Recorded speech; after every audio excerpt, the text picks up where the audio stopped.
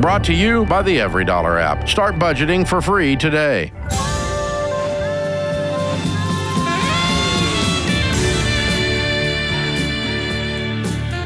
Normal is broke and common sense is weird. So we're here to help you transform your life. From the Ramsey Network and the Fairwinds Credit Union Studios, this is The Ramsey Show. Rachel Cruze, #1 best-selling author, Ramsey personality, co-host of the Smart Money Happy Hour. My daughter is my co-host today. Open phones at 888-825-5225. Thanks for joining us, everybody. Steve is with us in Cleveland. Hi, Steve. How are you? I'm doing well. How are you? Better than I deserve. What's up? Hey, yes, I took out some loans for my business last year, totaling about $90,000, and I am unable to afford the payments now, of course. Went through the slow season, being that we are in the deck and carpentry business. And so that was pretty taxing on funds. And so I'm looking to join a debt consolidation program here that will reduce my weekly payments from $2,400 down to $1,200. I'd like to do that, but my wife asked me to call you. So here I am. Okay. So oh, man. What a motivation to call, Steve. Yeah. So you borrowed $90,000 for what? The deck business. I was looking to scale it. And you didn't? No. Going into the slow season here, we did not. Well, I mean, you knew there was a slow season when you borrowed the $90,000. Yes, that's correct.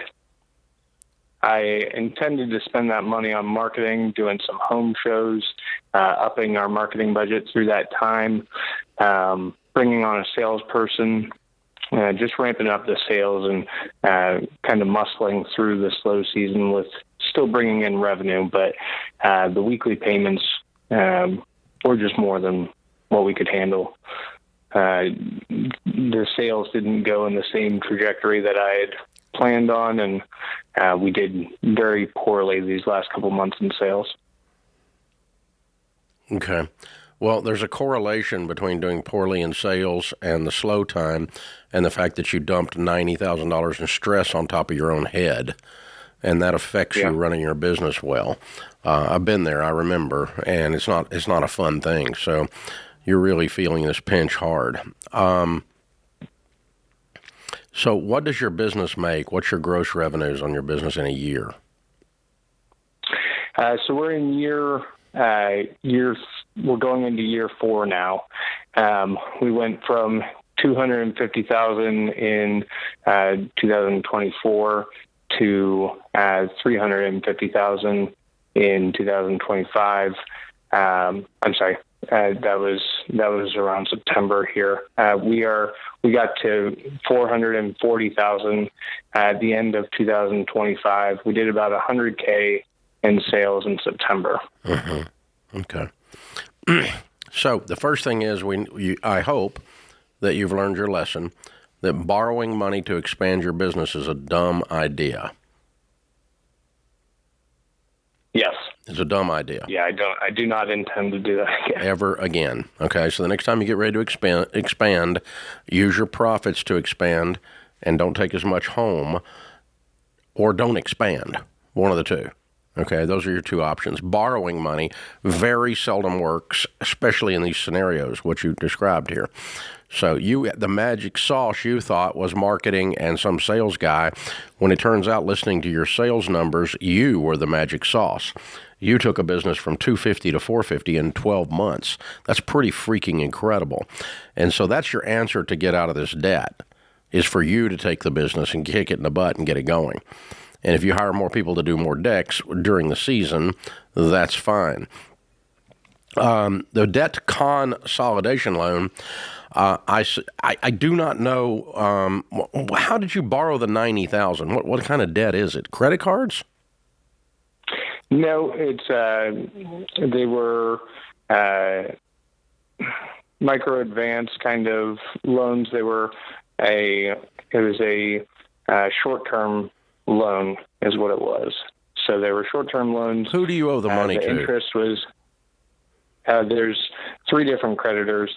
One is And you want me to name the creditors on here? Yeah. Okay. We had micro advance, forward financing, and then we had what I thought was a debt consolidation loan for Tello Capital. Okay. It's actually a so it's good for America to hear these names, because if you hear these names, run. Yeah. Have you contacted a debt consolidation company already, Steve?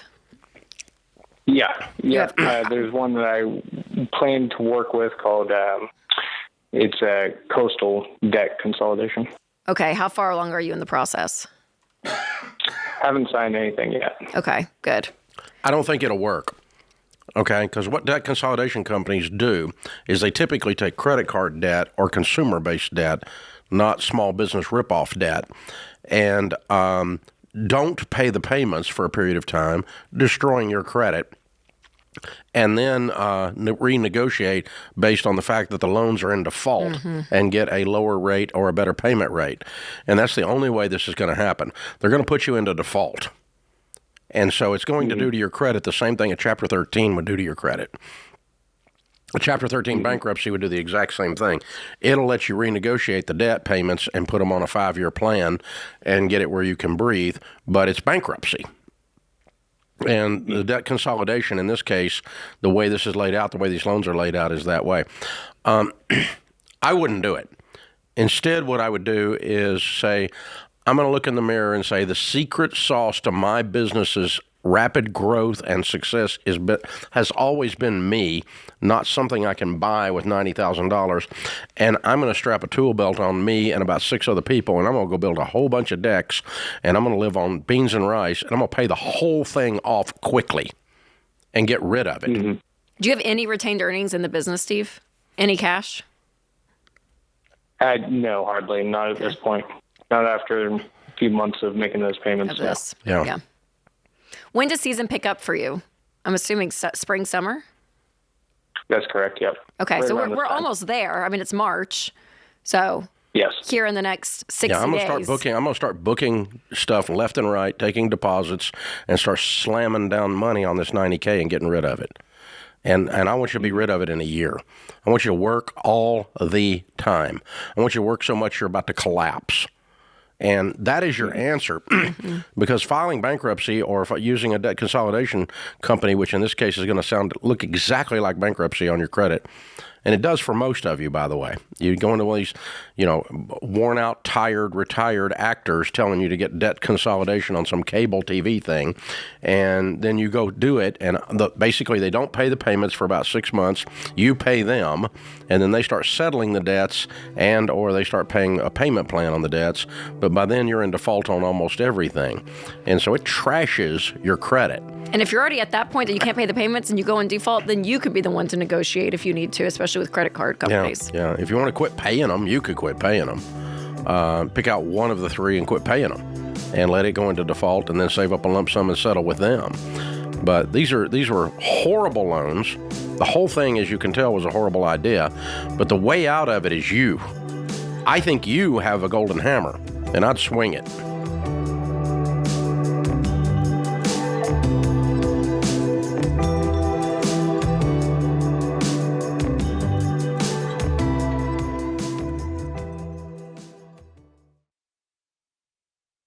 Statistics show that half of Americans don't have enough life insurance, or they don't have any at all. I don't understand this, John.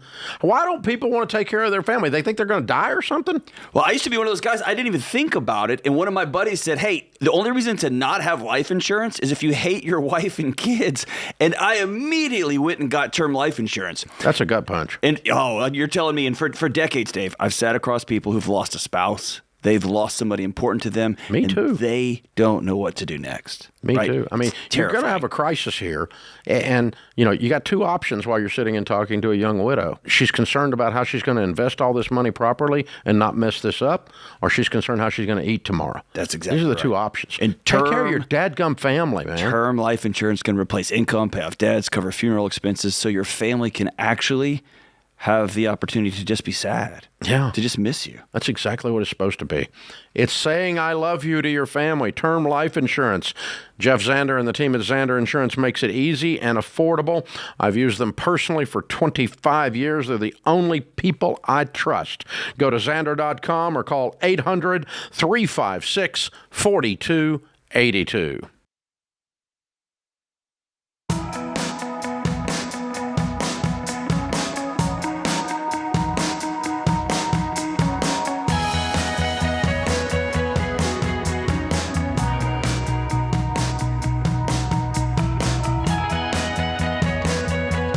The Live Like No One Else cruise is back, and for all of you who are living debt-free, if you're in baby step 4 and beyond, we want to invite you to join us in the Western Caribbean. This is the second time we've done this. This is the only cruise where you can hang out with us and me and Sharon and all the Ramsey personalities, 7 days in paradise, enjoying poolside chats, live Q&A sessions, lots of events and things on the ship itself, and absolutely high-end ship. I don't do the cheap cruises. I can't stand them. This is the nice stuff for you people that are already starting to win, right? That's how we set it up. Don't wait. The ship is already halfway full, and the Neptune suites have already sold out.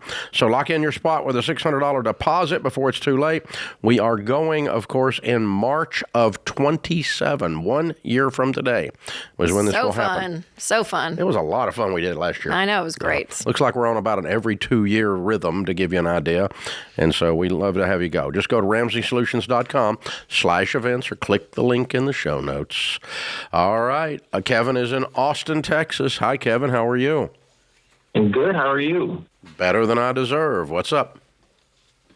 Hi. So I don't know if you can hear me clearly, right? I'm 30 years old, and I have made a few questionable investments that, I spent most of my life saving up and getting ahead. I saved $34,000 over college and my early adulthood, and long story short, I ended up losing everything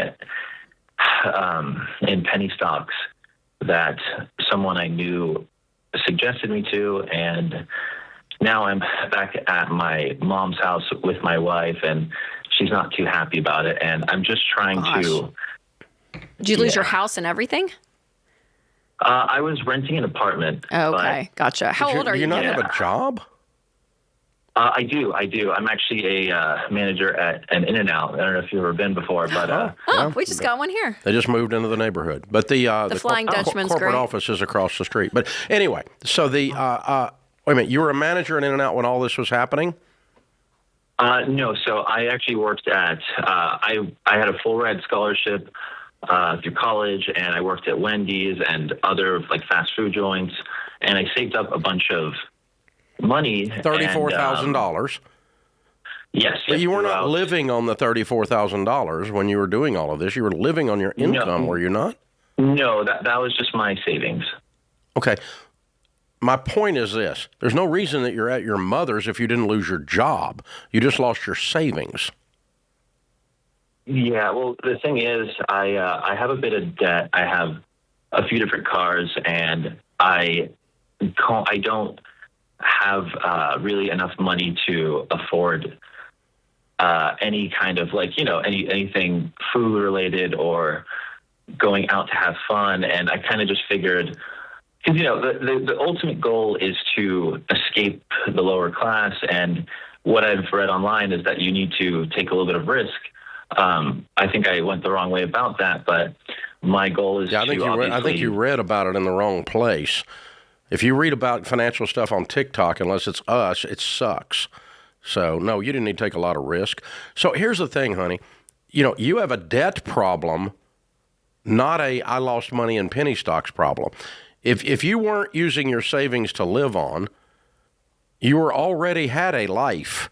And then plus or minus savings is the penny stock thing. So we don't blame this on the penny stock. We blame this on the fact you bought a bunch of crap like cars that you can't afford to pay on a In-N-Out manager's salary. Right. Sell the cars. I could definitely sell. I could sell the cars for sure. Yeah, you should have. But you can't. Yeah. Before you move in with your mother. Okay. And then would I just be Ubering, or do I get like a cheaper car? I thought you had a job. Yeah. But I have to get to work. Yeah, but you get a $2,000 car. You said plural cars. How many cars do you have, Kevin? I have 2 cars. Okay. And they're both on payments. Yes. Okay. How much do you owe on them? One of them I owe about $30,000. The other one I owe about $20,000. Okay, so you have $50,000 in car debt, and what is your income, sir? About $60,000 after tax. Okay. Does your wife work outside the home? No. Why? She does. It's complicated. I think that I kind of am a big believer of the whole nuclear house, so she takes care of the house. You don't live in your mother's house if you're a believer in the nuclear house. Yeah, I think my mentality was that she could just help out. Do y'all have if kids, we have Kevin? to make that sacrifice. Kevin, you guys got to work. How old are y'all? 30. I'm 30 years old. Do you have children? We got to start working. Do you have children? I do not have children. Okay, Yeah, look, both of you get a job and both of you sell these dumb butt crazy cars and go get you a 1-bedroom apartment. Get you 2 $5,000 cars, and then you have $10,000 in car debt instead of $50,000 in car debt. That is your problem. And you do not nothing. penny stock. And then That's what's causing you to be in the lower class living in your mother's basement, not penny stocks. Okay, that definitely makes sense. But you lost $50,000 on these cars. You lost $30,000 on the penny stocks. Yes, absolutely. For reference, I had seen it work, but I'm definitely not going to mess with it anymore. I did have a question as someone with all your experience. If I'm not investing in like the riskier, the penny stocks or call options or anything like that, do you have a investment like recommendation for when I build up? Yes, he does. Okay, so the number one wealth building tool that you have is your income. You have given that away to the car companies. And so in order to be able to be a real investor and become wealthy, like the wealthy do it, you have to put your income into investments. And it's not speculative and it's not high risk. And I put mine in basic growth stock mutual funds. Okay? I'm going to send you a copy of the book, The Total Money Makeover. 20 million people have read this book, and it's helped them work the baby steps to get out of debt, because when you're out of debt, then you're freed up to start doing long-term investing. How much do you guys pay in car payments each month? I think about $1,200. $1,200. Okay, so here's what's crazy. Here's the mindset. Okay, instead of paying the car companies, you pay yourself that $1,200. From age 30, ready for this? From age 30 to where you are now to 67 years old at a 12% rate of return. If you just put this in good growth stock mutual funds and did Not nothing, risky. paid yourself these car payments instead of the cars, you would have $9.8 million at 67. And that's not speculative and it's not risky. So that's It's what basic people do in a 401k. Yes, and the lie, Kevin, that you have in the back of your head, that's why you do these penny stocks, is a get-rich-quick mentality. To build true wealth is actually very simple. You live on less than you make. You don't go borrow money. You pay yourself. So you are investing, you are saving, you have an emergency fund. So when something comes up, you're not running to debt. You have the money saved. You invest. You're generous. So there's a plan, which... yeah, the book TMMO, Total Money Makeover, will help with that. I'll send you that to try to help you. So the summation of the whole overall call is this. You're feeling 90% of your shame over the penny stocks and 10% of it on the cars. I want you to flip that. I want 90% of your guilt or shame to be on the cars so you never do that again, because that's doing more damage to you than the penny stocks did. And then the lesson you learn from the penny stocks is, Abraham Lincoln said everything on the internet's not true. Okay, so just... Did you read that on the internet? Yeah, I read that on the internet. So, this is, so just got to know that most of the stuff on TikTok is a lie. Most of this stuff is... And if you're too... Can I just say this too? Sorry. If you're two well-bodied adults Both of you should be working. You should be working, especially if you don't have kids, right? And to get yourselves out of this mess and to get yourself on a financial playing field that you actually then have stability, and then you can make choices of, hey, I want someone home, I don't. But right now, you guys don't have that luxury. That's a luxury to keep one spouse at home. You're living like you're making $200,000 a year, and you're not. And so you're going to have to adjust your expectations of how this whole thing works.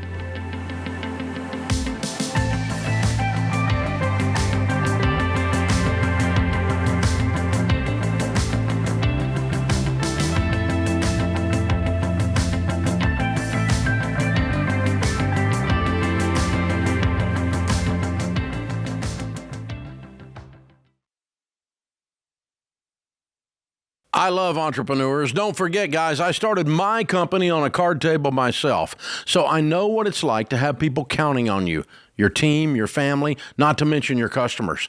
And when you're the one signing the paychecks, you can't afford to fly blind.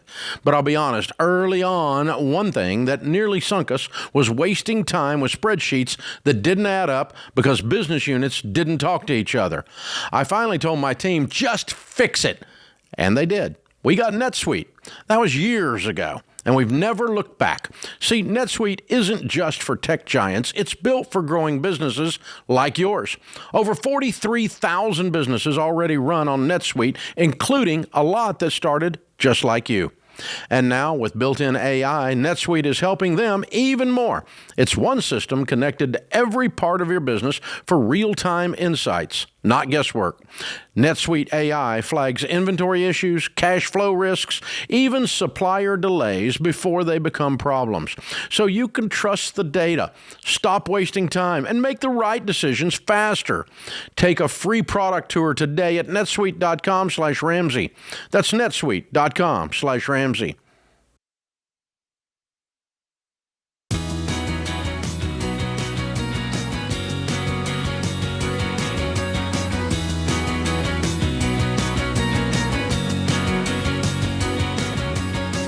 Ken is with us in Mobile, Alabama. Hi, Ken. How are you? Hey, great, Dave. How are you? Better than I deserve. What's up? Hey, so I've got a quick question. I want to get your thoughts on trust. I'm retired. I followed your plan that I actually learned from my mother, but I've been listening to you for years, and it works. Well, thank you. So now I have a really good net worth. I have one child, and he just graduated from college, and I just want to make sure that as my wife and I pass this on to him, that it's set up, protected from lawsuits and others type things. And I've had friends say, well, you need to set up a trust, and I just want to get your thoughts on that. What's your net worth? About $3.5 million, including the house. Good for you. Okay. All right. We have our items in mainly in LLCs and a few of them in trusts. Okay. Particularly real estate. Each of our real estate properties that has substantial value, we put it in an individual LLC so that at worst case, you would lose that piece of property then, okay, if it was sued, okay? That's your worst case with that property. And so if you had a piece of property worth $1 million and you got a $50 million lawsuit on it, you hand them the keys and you walk away, right? Right. But but they don't get everything else, and that's kind of your point. Ultimately, the thing that protects you much, much more than that is to teach your son how to behave. You started with nothing, and you've acquired enough wisdom to run all of this, so he could learn to do that. Unless he's got a mental disability of some kind, does he? No. Okay. No, he doesn't. Okay. If he's just irresponsible and immature, you can't do enough to protect him from that. He's going to screw it up no matter what you do. Is he, Ken? What's his status? No, he's not. But he's a very kind-hearted person, and his thoughts are more in the social work history side of the house versus my background in accounting and finance. Yeah.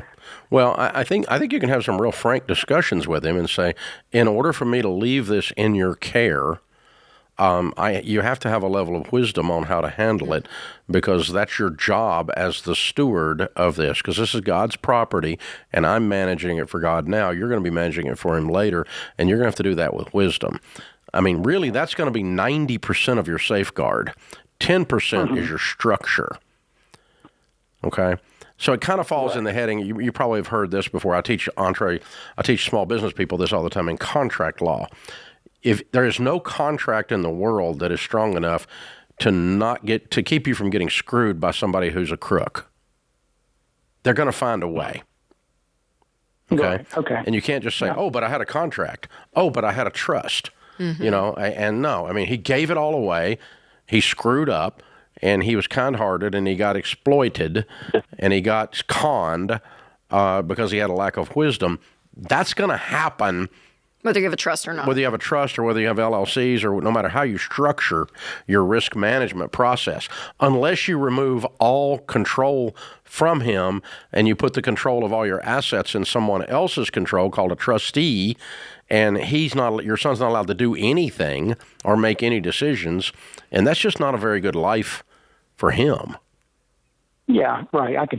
I've heard people mention that before, but yeah, I just don't feel. I agree with you. That's not a good life for him, and it doesn't give him any responsibility either. Yeah. And how old is he now? 20. Okay, good. Yeah, so I sat down with ours when they were about that age, and that's the first time they understood that we had built a net worth from having gone broke. And we said, look, the first thing is, we're Christians, and so as for me and my house, we serve the Lord. This is not yours, it's not mine. I'm managing it for God. And if you don't leave this conversation with a sense of responsibility and heaviness, instead of a woohoo, I hit the lottery, when you start to see what our net worth is that someday is going to be yours, then I didn't do my job as your parent to this point, and I didn't do my job in this conversation. And we had that conversation very clearly, and to their credit, they all accepted it as a responsibility, as a privilege to get to manage this wealth for the good of the family and the good of people in the community. And one of the best elements of that is learning to manage just our life. We're not managing any of that right now, right? I mean, so learning to live within our own means of the jobs that, we've chosen to take on, the lifestyle, don't get any of all that of it. till I'm gone. So there's a level of him that's going to be managing his life after college, and you get to kind of be there with him in those conversations. And that's kind of his practice run, honestly, Ken, before he gets handed all of this that you've built. But no, the answer to your overall question is I would not put it all in a trust, because I don't think it's going to accomplish exactly what you're trying to accomplish for the reasons I said. Now, is a trust for part of it possibly a good place? Yeah, probably, just from general risk management. And it depending on how your wealth is structured, maybe some LLCs and so forth. That's true, because I'm a very poor man right now. I own absolutely nothing. Even my cars are not in my name. I don't have anything in my name anymore. It's all in the name of something else, and my wife is in charge of all that. So if she leaves, I'm going with her, because she's got all the keys. So, that's it's just, you really can't get to, we've insulated our stuff in a lawsuit-happy world. Give a high level of what a trust is, a living trust, all the different kinds of people that structure. Because we get this question a lot about wills. Should I, everything from that to Well, a lot of times insurance. People want to do a trust for different reasons than Ken. Okay, they want to do a trust to avoid probate, and probate is the tax that your state has. Our state has a 3% probate. It's not much, so it's not that big a deal. And you do avoid probate by putting the stuff into a trust, but you have to move the title of everything into a trust. That's a living trust, okay? And so you move everything into the name of a trust, and you manage everything out of a trust, and you do that if you got a $2 million net worth, so you don't pay $40,000 in taxes, which is just dumb. Because of the effort is what you're saying. It's too much effort, and most people don't ever fund the trust, meaning they don't ever move the title to their house into it. They don't move the title to their... open the trust, but they don't... You have to redo all the titles to everything in the name of the trust. Yeah. And if you don't do that, the trust is sitting there empty. It doesn't have anything in it. And so you paid $5,000 to some lawyer that talked you into doing this for nothing.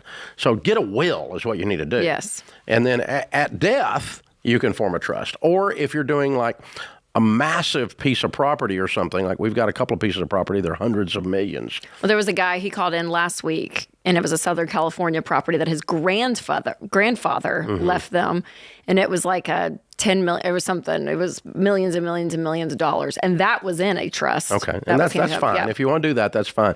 But the problem is, it's the stuff that we have in a trust in the Ramseys. It's trapped. You guys aren't going to be able to sell it. So the things that we're not sure you're going to want after I'm gone, we've left that in just LLCs because y'all may deal some of that stuff. But there's like this property is in a trust where our offices are, the campus, because that you can't sell that. You got to run the office out of it, so run the Ramsey out of it.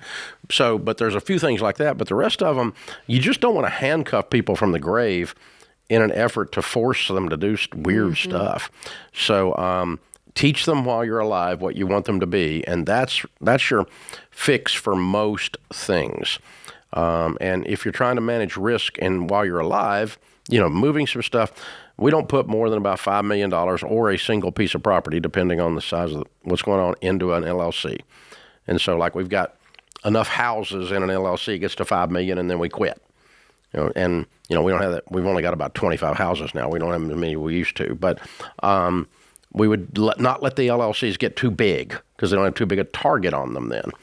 But that's not a death after death thing. That's a while you're alive risk management thing. Right. Yeah, and so, but as far as after death goes, a trust is freaking forever unless you put a termination date on it or a methodology for terminating it as part of the terms of the trust. Deal. Yeah. So it's and most people don't think that through when they do this. So I would go to the source and fix the source first, which is training up your boy, and then go from there.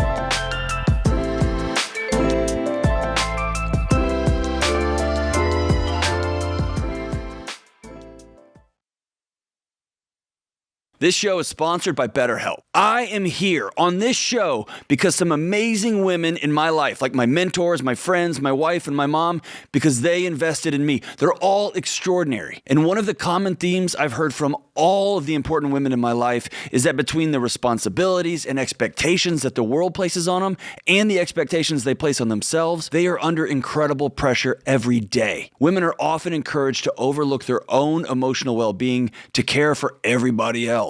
Therapy offers a space for women to learn how to navigate those competing expectations, learn how to set healthy boundaries, and learn how to communicate what they want and what they need. To do that, I recommend BetterHelp.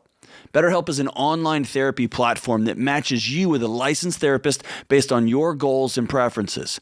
You can message your therapist and schedule sessions right in the platform. And with over 30,000 therapists, they have the right person for you. And if the first therapist isn't the right fit, you can switch anytime at no additional cost. Your emotional well-being matters. Find support in therapy. Visit BetterHelp.com/Ramsey to get 10% off your first month. That's BetterHelp, HELP.com/Ramsey.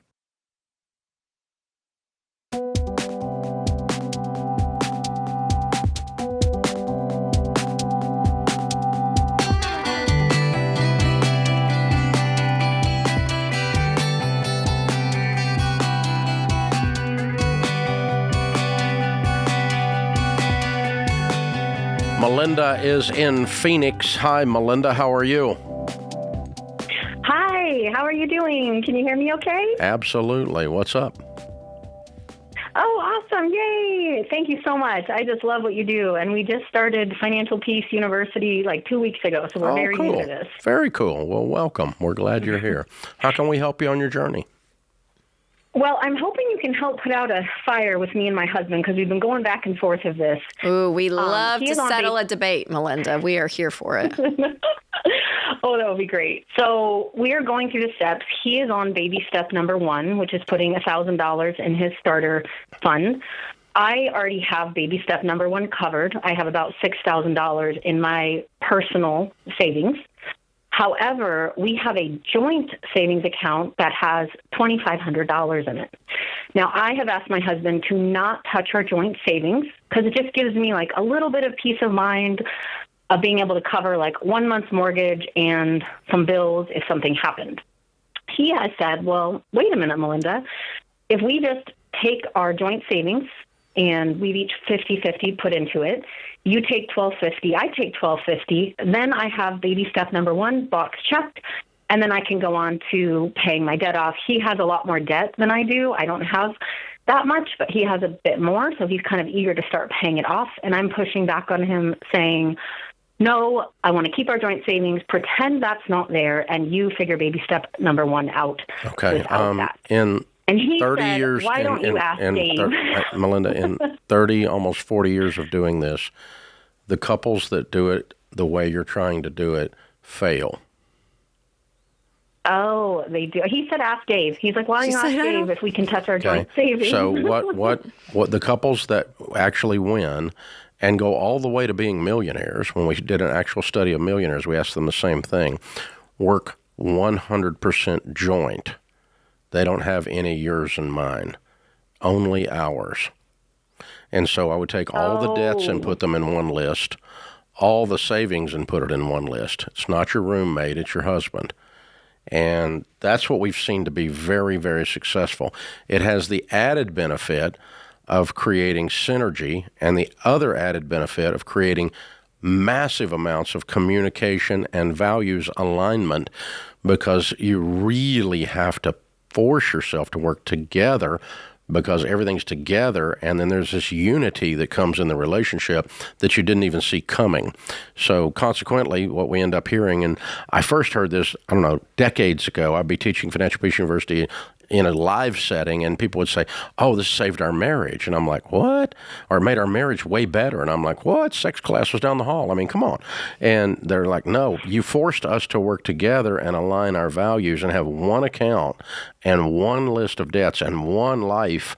And it forced us to create a unity in our relationship and a communication level in our relationship that I didn't do it for that reason. I did it because it was practical. But I've learned later now, in retrospect, all these years later, that it has all these additive benefits to the marriage, as well as really increases the probability of you winning. Rachel, you get a lot of criticism when you tell people to join accounts. Yeah, some people hate that. They love having their separate thing. But that's it, Melinda. I mean, there's a logistical piece to this, and then there's the actual benefit to the marriage that you guys are together and how much faster you guys can win. Okay, so you just threw out some numbers. I just want to use it as an example. You have how much saved? $6,000, did you say?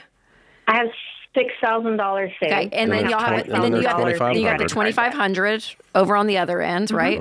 And then does he have any money saved? He doesn't have it, right? He's working on his $1,000. $25. Okay, perfect. Okay, how much debt do you have, Melinda? I have $5,000. Perfect. Okay, and then how much does he have?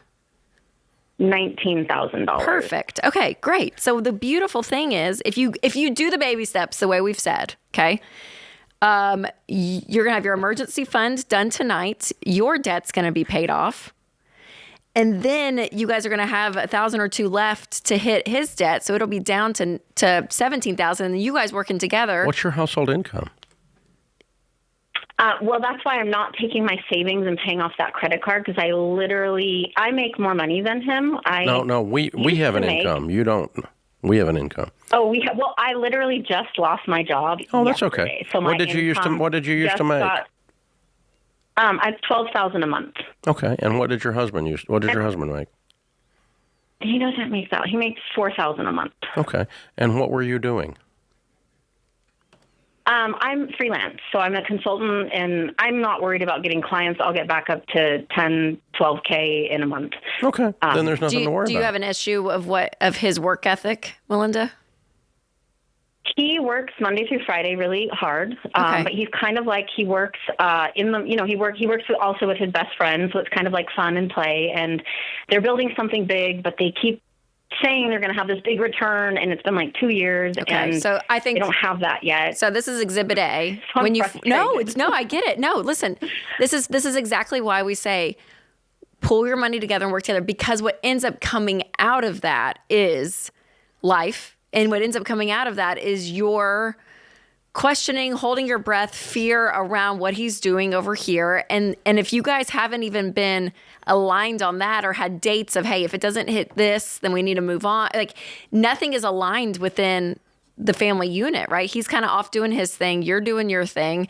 And that's how you guys are living. And when you actually force yourselves to work together, some of these conversations that can be really hard, but actually very beneficial to your life and your marriage end up coming up that you have to hit head on. Okay, I would suggest that you guys begin talking about this idea of combining all of our savings, combining all of our income, and combining all of our debts list. I would not start your total money makeover today. Keep going through Financial Peace University, but I would not take you down to $1,000. When you get $5,000 worth of clients back up, which is probably 2 or 3 weeks from now, right? Mm-hmm. Okay. When you get that, then push play on this.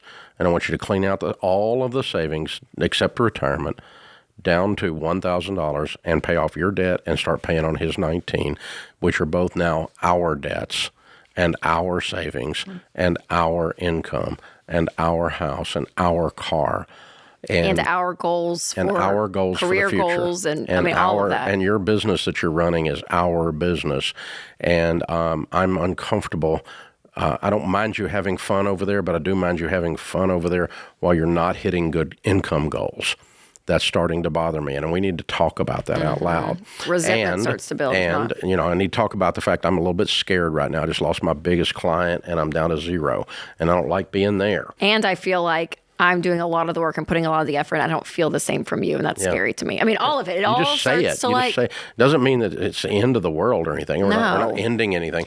But what this forces is this, like Rachel said, this tremendous level of communication and depth. But it's going to be, you're going to have a painful 3 or 4 weeks here. Because if not, the resentment. So people that just push things under the rug and they compartmentalize and say, well, that stuff's over here.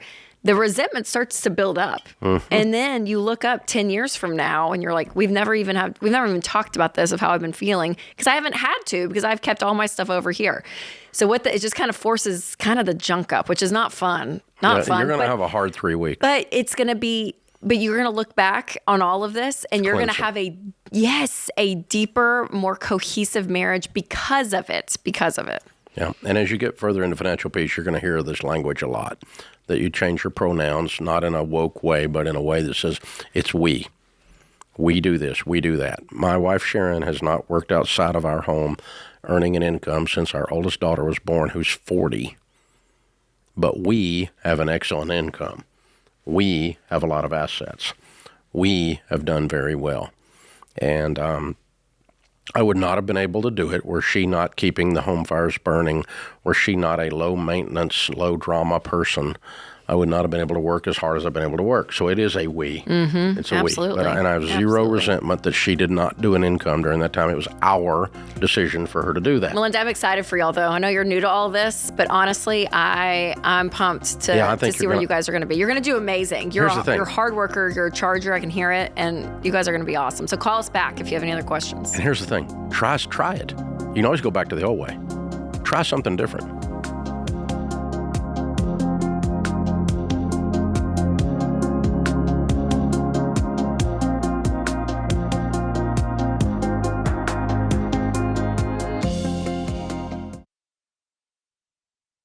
Running a business is hard work. You're the CEO, the accountant, and the sales team. You don't have time to moonlight as your own benefits department. That's where Health Trust Financial helps. In fact, health insurance is one of the biggest and most confusing line items in your budget. And most of you are overpaying because you're stuck figuring it out alone. You don't have time to figure out all the fine print about networks and deductibles. My friends at Health Trust Financial have been helping Ramsey listeners for over 20 years. Their focus is simplifying health insurance and serving people with empathy. No pressure, no games. They give you clear, unbiased advice that fits your life and your budget. Most of their clients save hundreds of dollars every month. That's real money you can put back in your business or into the baby steps. So stop wasting your time, your energy, and your money. You run the business. Let Health Trust Financial handle finding the right health insurance. Go to healthtrustfinancial.com today. That's healthtrustfinancial.com.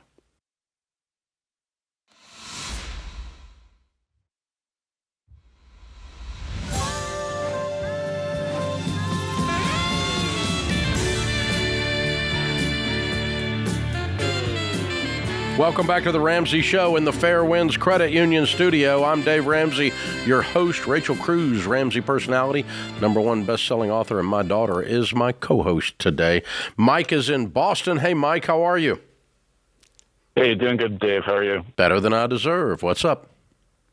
Thanks for taking my call. Hey, I've got a situation with a solar system that I want to get your feedback on. I bought a home last summer. Had a solar system installed that was financed and warranted through a company called Sonova. Part of the pricing was originally inclusive of a long-term roof penetration, leak warranty, and a power production guarantee. Long story short, a couple months into my home purchase, it started leaking. So I had to have the system removed and ultimately had the whole roof replaced. To make matters worse, during that time, Sonova went bankrupt, and a company called Sunstrong took over the lease.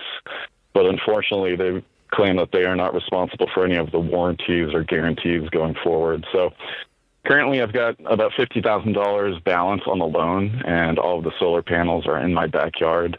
So I'm trying to get your feedback on what the best next steps would be. Should I just take it as a dumb tax and pay it off? Or would you personally have them reinstalled and just know that any future roof leak risk is something that I'd be taking on personally? Wow.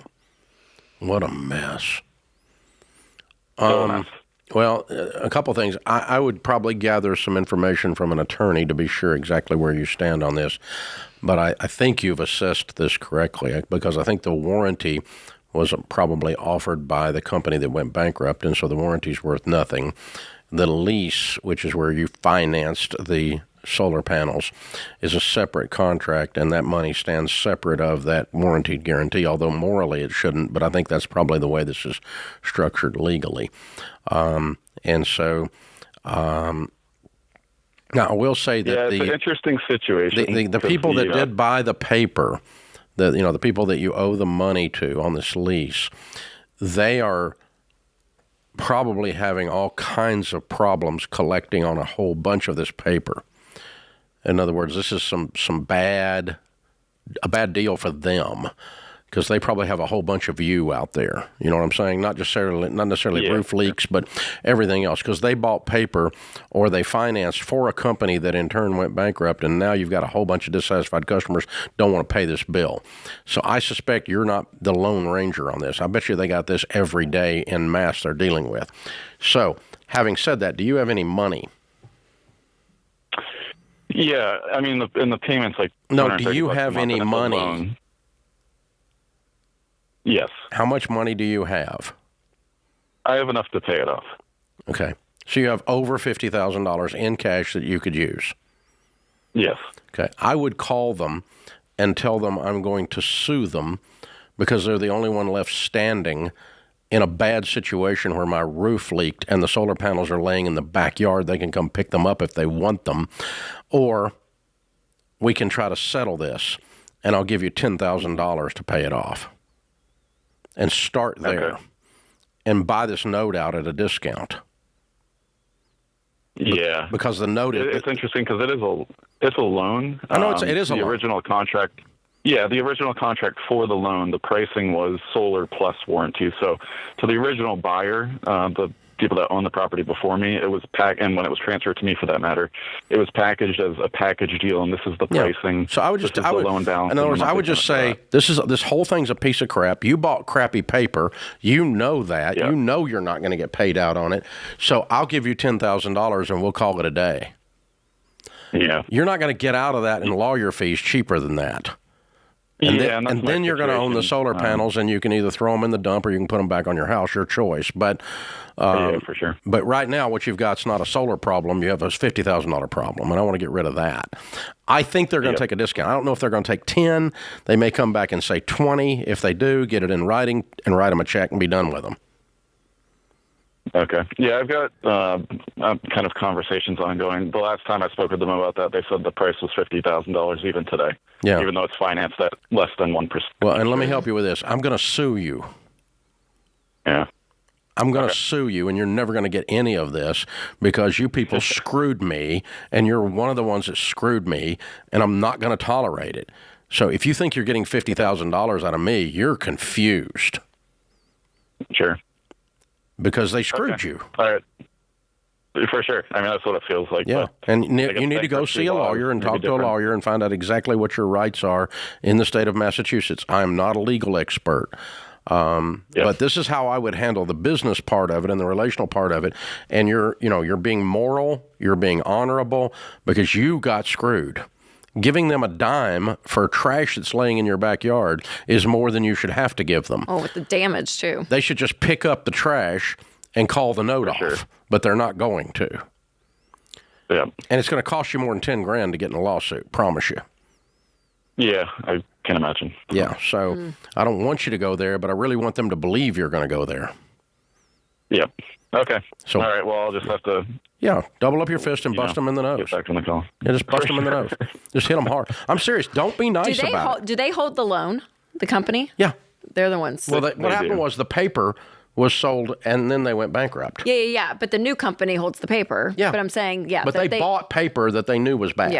Yeah. Because they bought it from a company that was going bankrupt, and it screwed a bunch of other people. Synovus is, it's like a case study in screwing people. It's not. Sorry, Mike. I'm sorry you got taken. And it's a mess. And then you've got to decide if you want solar on the house and whether you want the roof to leak and all that other bull stuff. That's a whole nother discussion as to whether or not it's going to be worth screwing with. But might be, might not be. But that's where we get to. Wow, what a mess. Wow. All right. Up next is Michael in Minneapolis. Hey, Michael, what's up? Hey, Dave. Hey, Rachel. How you guys doing? Great. How can we help? Good. Just to say first, we have no consumer debt, and the only thing we have is our mortgage. It's $155,000. It's about $1,273 a month. And to start off, I have an opportunity where I can go back to school to be an electrician. I wanted to do that back in 2019. I left it for some dumb reason, and I got put on a wait list. I now have this sales job. I'm making $65,000 a year plus commission. I've been doing that for about a year now, and we just got done with this debt, all of our little debts, and it just feels like. How much does it cost you to go to school? 15 the max, 15,000. Okay, and can you work while you're doing that? I'm going to work part time. Yeah, my wife works full time right now. What does she make? $23 an hour. $23 an hour. She just got the job. I don't know what that. That's not much. And so, you what are you going to be making part time? That I haven't looked into that. I just got this email about a week ago, and we've just been boggling our minds on this. What would happen if you went to work for an electrician's company and they paid for you to go to school while you worked for them? There is an opportunity for that. But they're on a wait list too. I don't know how long that would be. I don't know where all these wait lists come from. We have a shortage of trades everywhere in America. So I don't know whether you're trying to do a union deal, and that's where your wait list is coming from. If you do, then bypass the union and just go become an electrician, son, and let somebody pay you while you're doing it. But I think you need to pursue it, but in a smarter way than you're outlining right now. Yeah, as long as you can cash flow and you guys can keep your head above water financially for 2 years through the school, and you're going to be making more than what you're making now, probably consider it.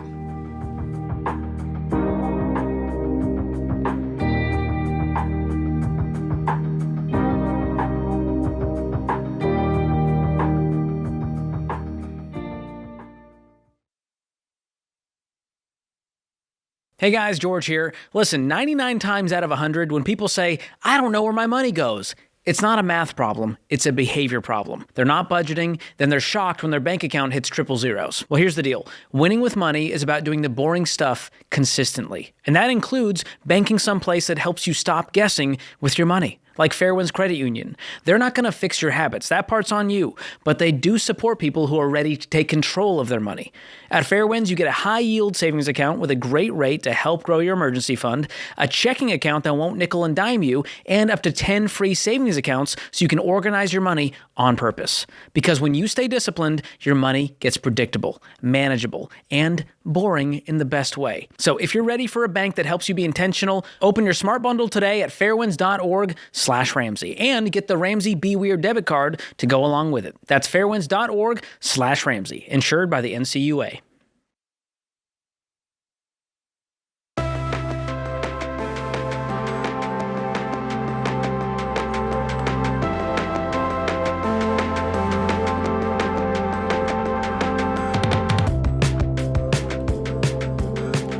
One of the best things you can do for your money is to have a really good tax pro in your corner that you can trust. They'll help advise you on the best moves to make for your tax situation or your small business, especially if you had some big life changes in the last year. Go to RamseySolutions.com/taxpro to find the CPAs, the enrolled agents who have been vetted by the Ramsey team and are Ramsey trusted. Claire is in Salt Lake City. Hi, Claire. What's up? Hi, thank you for accepting my call. So me and my husband kind of got ourselves into a situation with a vehicle.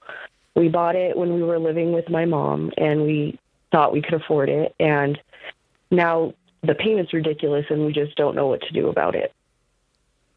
How much is the payment? It's $1,300 a month. How long have you been married? A year. Okay. $1,300 a month. Yeah. Wow. Every time it pulls, I want to cry. Yeah. Oh. And what's the truck? What's owed on it in total? We owe, I want to say 52 or 58, somewhere around there. Mm-hmm. Okay. First thing you need to do is call. Who's the truck financed with? I don't remember. Okay. Call them today and find out what the payoff is if you pay it off this month. Okay. I think we checked it the other day, and I think they said it was like 56. Okay. That's what I was asking you, what you owed on the truck. Oh, yeah. And you weren't sure. So you're sure you checked it the other day? Yeah, I checked it this month. Okay, $56,000. We paid the All right. payment. Do you have any idea what the truck is worth? Yeah, I checked today. It's worth like 34. According to who? Kelly Blue Book. On private sale, trade-in, or what? Private sale. Whoa. Golly, when did he get the truck? How long ago? The truck 2 years ago, I want to say. Did you have a car that was upside down and you rolled the upside down amount into this deal? No, we bought when it was really high. We bought the truck for like, I don't even remember. What's your what we bought interest it for, rate? but ridiculous. I think it's 17%. Oh, okay, my your gosh. 56 is not your payoff. That's not the right number. That's the balance. That's not the payoff. Because you have a subprime loan, and they're giving you the total of all your payments left. You're not that far upside down on this truck. Okay. Be more what? Like what were What I want to know is what the payoff is today, not what the balance is today. When you have a rip-off subprime loan, they book the loan as the total of all remaining payments. That is not your payoff. Your payoff is not the total of all the payments because it doesn't include all that interest. So your payoff is probably going to be 45. You're probably 10 in the hole, give or take. Now, what's your household income? Our household income is, I'm sorry, I'm trying to think. Like 56 a month. Okay. And what do you make? I'm at $19 an hour. And what does he make? He's at $26.70. Okay. So you guys bring home $5,600 that hits your account after taxes. Yes. Okay. All right. And you're working 40 hours. Yeah, he works overtime though. Okay. In addition to that. Okay. Yeah. All right. Okay, and I'm assuming you have no money saved. We've been working on the baby steps. We have $1,000 saved. That's good. And That's a good we've start. been paying off Other debts. He just got a big bonus, so we paid off a bunch of our credit cards. How much was that bonus? It was like $3,000. Good. Okay. Do you have a tax return coming, or do you know? I don't have a very big tax. I have like $100 coming for my tax return, and he has maybe $1,000. Okay. All right. Because you desperately need to get rid of this truck, completely get rid of it, and you're going to have to pay the difference to do that. There's a couple of ways to do that. One is save up. Let's say you're $10,000 in the hole as an example. You'd have to have the $10,000 to put with the 34 to get the thing paid off and get rid of it. The second thing you can do is you could finance that $10,000. Okay. I'm worried, though, because we live in a camp trailer, and so we need the truck to pull the camp trailer. When we sell it all and move into an apartment. This is killing you. You can't keep this ridiculous butt truck and have some irrationalized reason for doing it and live in a camper. You're dying over here. You got to sell the camper too. What's the camper worth? The camper's worth, I just looked at it, it's worth $54,000. And what do you owe on it? We just bought it to Jesus. get out of an apartment. Oh my God. And so you financed it, of course. Yes. And you owe $54,000 on a camper. Yeah. Yeah, we owe $54,000. Okay. We're going to sell everything, Claire. Yeah, if I woke up in your shoes, I would sell everything in sight, and I would clean up this mess, and it's going to take you a year to clean up this mess, renting a little one-bedroom apartment, and you're going to work like crazy people all the time, and you're going to have no life, and it's going to take you a while because you've made some really, really bad financial decisions. This truck and this camper are the top of the list, and you've got to get this off of you. 5 years from now, you're going to have 2 pieces of junk and still owe $40,000. Okay. And you'll still be living in a dadgum camper. This is not a good long-term life plan. So no, so the plan was we bought the camper because we're fixing up my dad's old house that he gave to us. And then you're going to sell the camper at a loss. Right now. Yeah. So you should have moved into an apartment while you were fixing up the old house instead of buying $54,000 or something that's going down in value like the toilet. Yeah. Yeah. So that's the plan. So and now you're fixing up the house with money you don't have. Yeah. Yeah. How much you putting into this house? Well, so my dad said he would pay for most of it. We haven't put anything into it yet. Good. Is he living there now? My husband's doing... No. He has his own house. Okay. My husband's doing all of the work on the house himself. Is the house going to be put in your name, or is it in your name? Yes. Already? It's not in our name yet, which is why we haven't put any money in it. Okay. Yeah. Don't put money and effort into it until it's in your name, and you've got to start undoing some of these things. So, y'all got a mess, and I'm scared for you. So, but you've got to back up and rethink how these stories end before you enter into the story, and so. We need to begin with the end in mind, as Stephen Covey said in The 7 Habits of Highly Effective People. And you don't buy a $54,000 camper to sleep in that's going to be worth $30,000 by the time you get ready to sell it a year from now in order to fix up a house. You could have used that money to fix up the house. And so you got to quit buying things that go backward on big payments. And it sounds like you're sacrificing in your head, but you're not sacrificing. You made a mistake is what you did.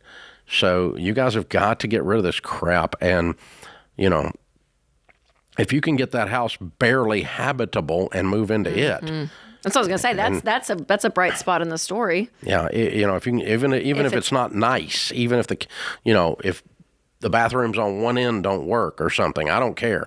If you can get it where it's legal to live in it and the plumbing is functioning and you have a basic kitchen to operate out of, and you can fix it up later and get rid of the payments here and start dumping all this stuff, this crap that you've got with wheels on it that's going down in value.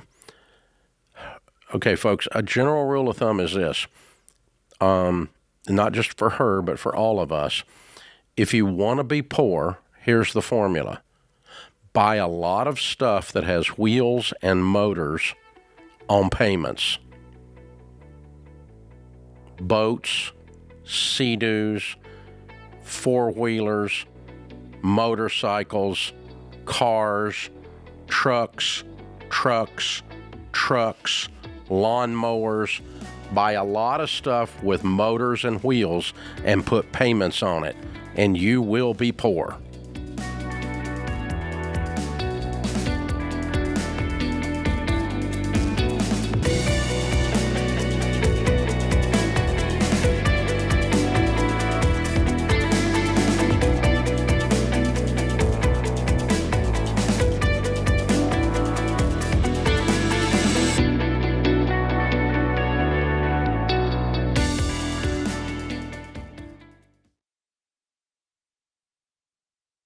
If debt collectors won't stop calling and you feel like you're drowning, you don't need another company selling debt relief dreams. You need real-world help, and that's why I recommend Guardian Litigation Group.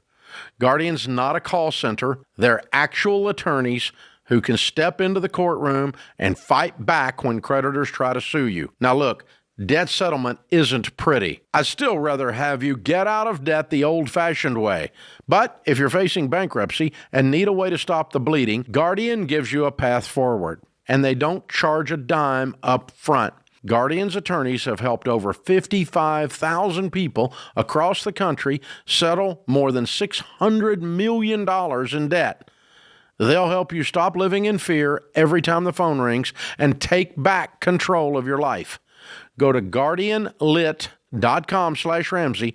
That's guardianlit.com/Ramsey. Attorney advertising. Results may vary and no specific outcome is guaranteed.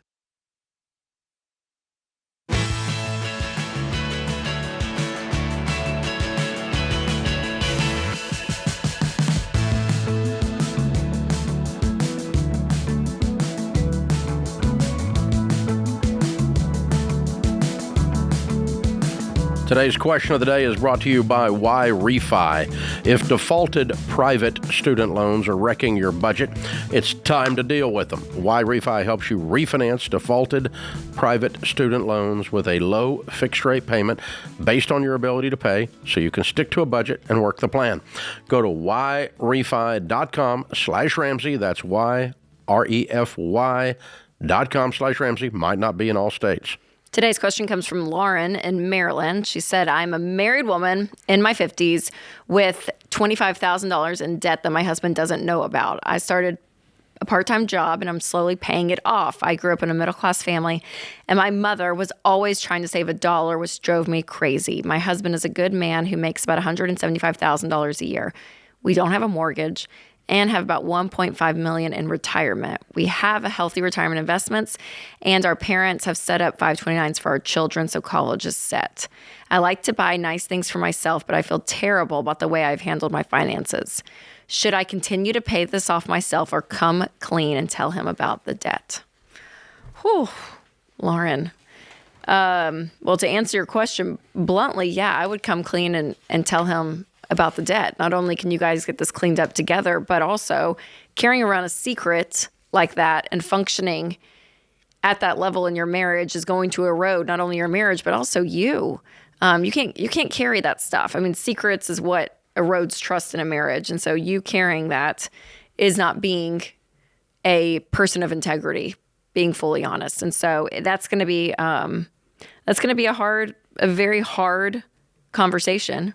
You know, people that deal with financial infidelity. And thankfully, you guys have sounds like the margin that you're going to be able to take care of it. But, man, people that get stuck with this stuff, it does feel like a level of betrayal, sometimes at the same level as actual infidelity going on in a marriage. So I'm not saying it's going to be easy, Lauren, but I kind of expect your husband to be pissed because you lied to him. So I think that, I like nice things, so I lied to you. I don't think that's okay. And, no, it's not. And it's not okay. And I think you expect him to be pissed, and he should be. Not because of the money, but because of the deception and the lying. And that's some serious stuff in your relationship. So, yeah, you need to come clean yesterday, deal with whatever the consequences are. It may put you on the marriage counselor's office, which would be okay with me. Then the second thing is that you can afford nice things. Yeah. But you can't afford to do it under the table. Hide the Target bags under the bed. That's not funny. This is a grown woman. And you're 50 freaking years old. It's time to act like it. So, yeah, you and your husband need to sit down and have an adequate budget for you to buy some nice things. And part of it was you grew up in a tight household where they didn't have any money.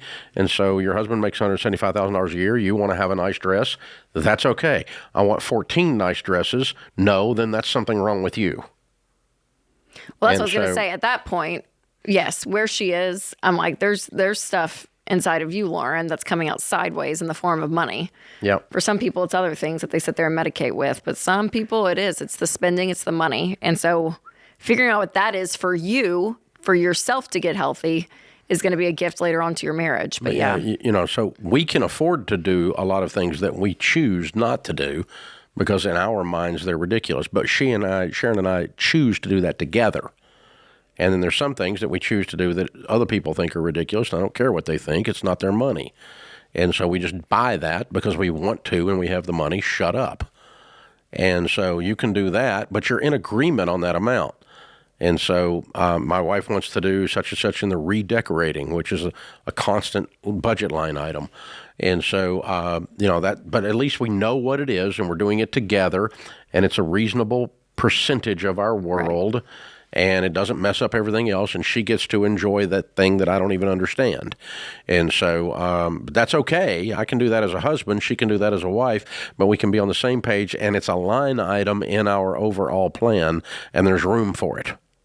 And I think that's the case here. There's room for you to have some nice things, and but not by hiding them. So, yeah, you need to come clean today.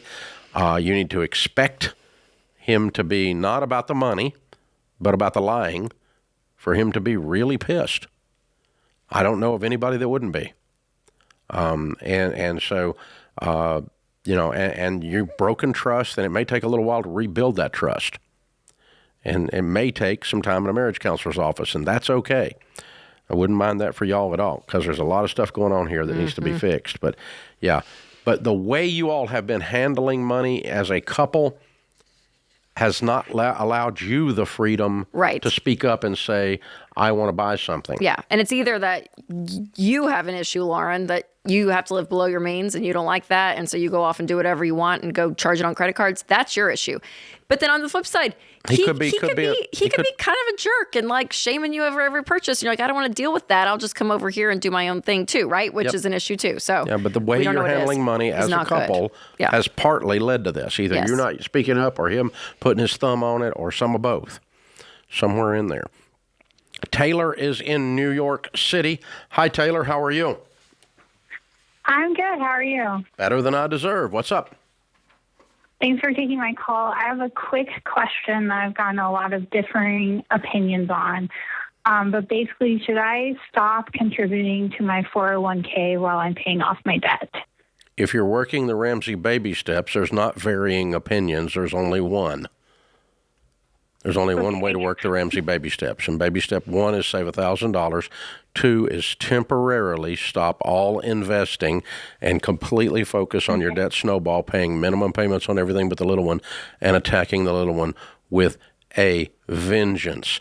That is blasphemy for those of us that know how to do math, and we see that we're losing that compound interest and maybe missing out on a company match even for a short period of time. It's very hard for those of us like me that are nerds to do that, but we have found that the power of focus and complete commitment to becoming debt-free by both of you, you and your husband, to the point that we're stopping the 401k completely, we're stopping saving completely, temporarily. That focus, that level of intensity is what causes people to complete their get-out-of-debt journey.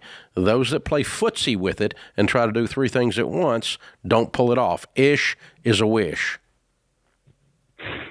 All right, thank you. Okay, so I don't know where you're getting varying opinions, but they're not from our materials. No, just people in my life who I'm like trying to figure it out. Yeah, broke people have a lot of opinions about money. Yeah. Oh, thank you. I appreciate it. Thank you for calling. It's hard. I think that's probably. If your broke friends are making fun of your financial plan, you're right on track. You're doing good. If your fat friends are making fun of your diet, you're right on track. I mean, come on. This you got to stop. Think about where you're getting your information. If you're getting your financial information off of TikTok, you're screwed. Yeah, you know? But I will say the investing side, there are a lot of smart people that just say, "Hey, invest." Like they wouldn't say to stop it like we do. Yeah, but nobody we know, does. We're the only one. Yes, that's right. I know, but I do think that's one of the hardest parts of baby step 2 for people is to go in and actually pause the 401k. But there's a part of that desperation that's so emotional that actually drives getting through it. Yep. And so that's for a lot of people, I'm the pissed motivation. that I'm missing out on the match. Yes. I'm pissed that I'm missing out on some compound interest. So I'm going to drive through this debt that much faster. But here's the deal. What little bit you lose during that time, you make up for because you've now gotten muscular in the amount that you can put towards your wealth building, because your most powerful wealth building tool is not compound interest. It's your income. And your income drives the engine of compound interest. Yeah. And when you give all your income to camper payments, you can't win. I know. Well, and the 15% in baby step 4 makes up for all of that, what you're saying. A lot of people just go up to their company match, and that's all they do for retirement. Well, they do 3% their whole life. That's right. That's right. So the Can't 15, you'll be money. fine. You'll be fine, Taylor. I promise. You're gonna be a multimillionaire if you follow these steps exactly.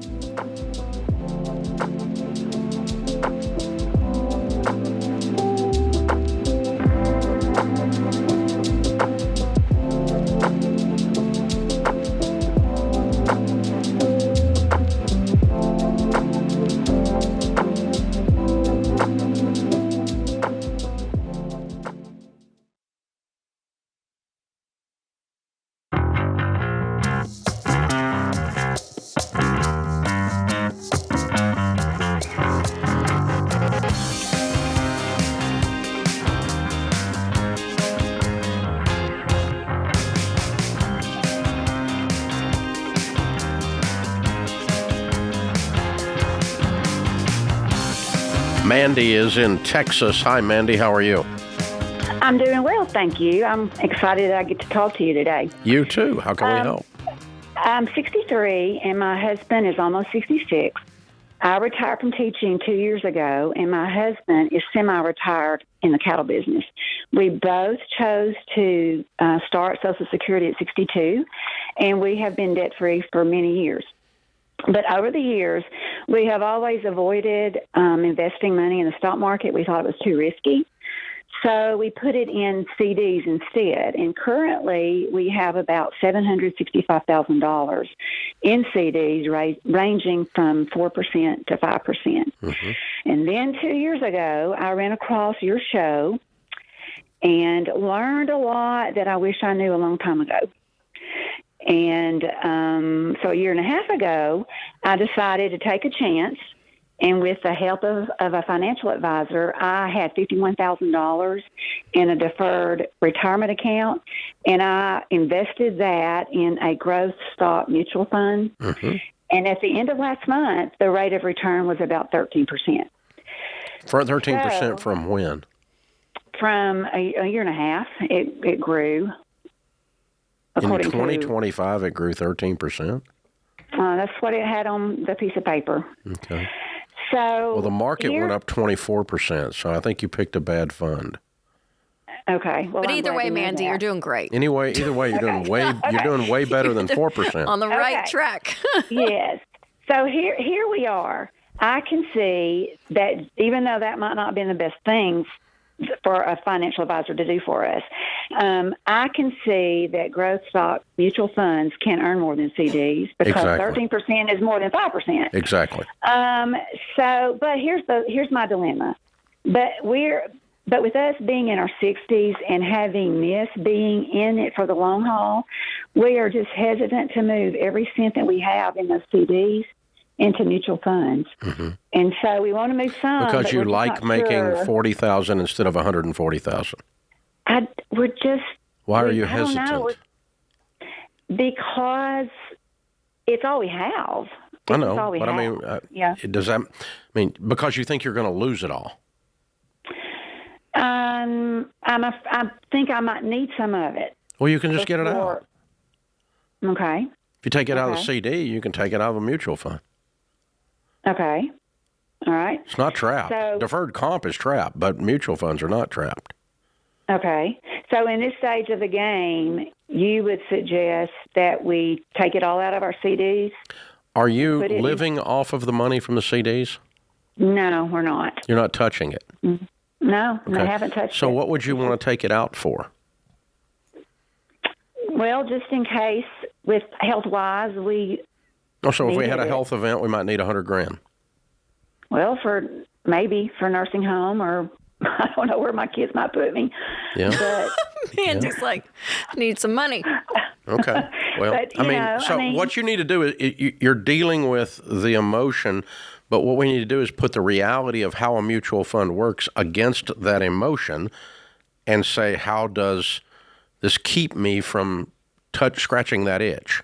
Okay. So, so for instance, if the emotion is I'm going to lose everything, the only way a mutual fund would go completely broke is if 90 to 200 of America's top companies all became worth zero, which means that America is over. That's never happened in the history of America. Yeah, the entire economy has collapsed to zero if that happens. Because what we're saying here is General Motors, Alcoa, all the banks, all the Home Depots, Tesla. Apple, Tesla, everything is worth zero. And then your 700 would be worth zero. So that's illogical. Okay. Now, do they go down sometimes? Yes, it goes down sometimes. But it goes up more than it goes down. Right. And so let me just make you cry. Are you ready? Sure. In 2024, the market went up 26%. In 2025, it went up 23%. That means in those 2 years alone, you lost $400,000. Your 700 would be 1.1. Okay? That's what this fear has cost you. So what I'm saying that not to say you need to go do this because I said do it, but to say you need to go learn about this. You and your husband need to sit down with a SmartVestor Pro. Go to RamseySolutions.com. They have the heart of a teacher. Tell them, I don't understand anything. You're going to have to use words that I understand, and you're going to have to teach me how these mutual funds work, or I'm not putting a dime in them, and you're going to have to make me feel okay. If I need the money, I can get it, and you're going to have to make me feel okay by showing me charts and graphs of the last 100 years that I'm not going to lose my money. Right. You got to learn. This is learning. This is knowledge. Right. I've never ridden a bike, so riding a bike is scary. But now, once I've learned to ride a bike, then riding a bike is not scary anymore. You've done a lot of things in your life that were scary before you learned how to do them, but you learned how to do them anyway. The time you learned to drive a car, the time you married that man and didn't know what that was going to be like, all that stuff, right? Right, you're right. But you've learned about it, and you've got past the fear, and it's been a blessing with the knowledge. And so sit down with a SmartVestor Pro and learn. And he needs to go too. Don't do it because some financial advisor said do it or Dave Ramsey said do it. Right. Okay. But that's the numbers you're missing out on. So I want you to get, and if you decide, hey, we're going to put 100 a year in for the next 7 years, we're going to wade in. Okay. Instead of jump in. That's okay. Yeah. You put 50 in already, and you don't regret that. No, I don't regret that at all. Okay. But you guys are young enough, Mandy, that you're going to have years, decades still. Yeah, there's a lot of time. There's $1.5 million on the You're not line 92 calling us and you're scared of the market. At that point, we'd say sleep well, have peace, and enjoy your life. But you're young, 60. 60, yeah, you're 63. younger than me. 63. So, yeah. Yeah. So, Rachel, the thing about investing for anybody, including me, including you, is you have to learn about it, and then that keeps you from freaking out. So when... like yesterday, yeah, right? When the market dove when they bombed Iran. The market's back 3 days later. Okay? Those that get hurt on a roller coaster are those that jump off in the middle of the ride. So... and then there's Things are going to happen. There's going to be something else that happens. And this year probably won't be as good as the last 2 years. I am not projecting, nor am I saying that mutual funds are going to produce 23 and 26%. That is not realistic. Those are two unusually good years. Okay? But I think we're going to make more than CD rates, and you have almost every year since the stock market's been there. It's almost always done better than CD rates. I do remember 1982 CDs were 12%. And the stock market, because interest rates were 17% on houses. Oh, yeah. And CDs were 12%. And I remember my grandpa having 12% CD money market rates. And I'm like, oh my gosh. But that was 1982 in a highly unusual Jimmy Carter mess of the economy that we were in. With interest rates of real estate being, we complain 17%. At our 6%. Yeah. So that's, but most of my life, most of my working life, 50 years, CD rates have been, 2 to 5%, right in there. And the stock market has been 10 to 15% on your rates of return. But I don't get a guarantee. No, you have a guarantee you're going to make less money. That's your guarantee. When you're in a CD, you got 2 guarantees. You're not going to lose your money, and you're going to make less money. I'm guaranteeing you that's going to happen. Barely keeps up with inflation at that point. Just barely, if at all.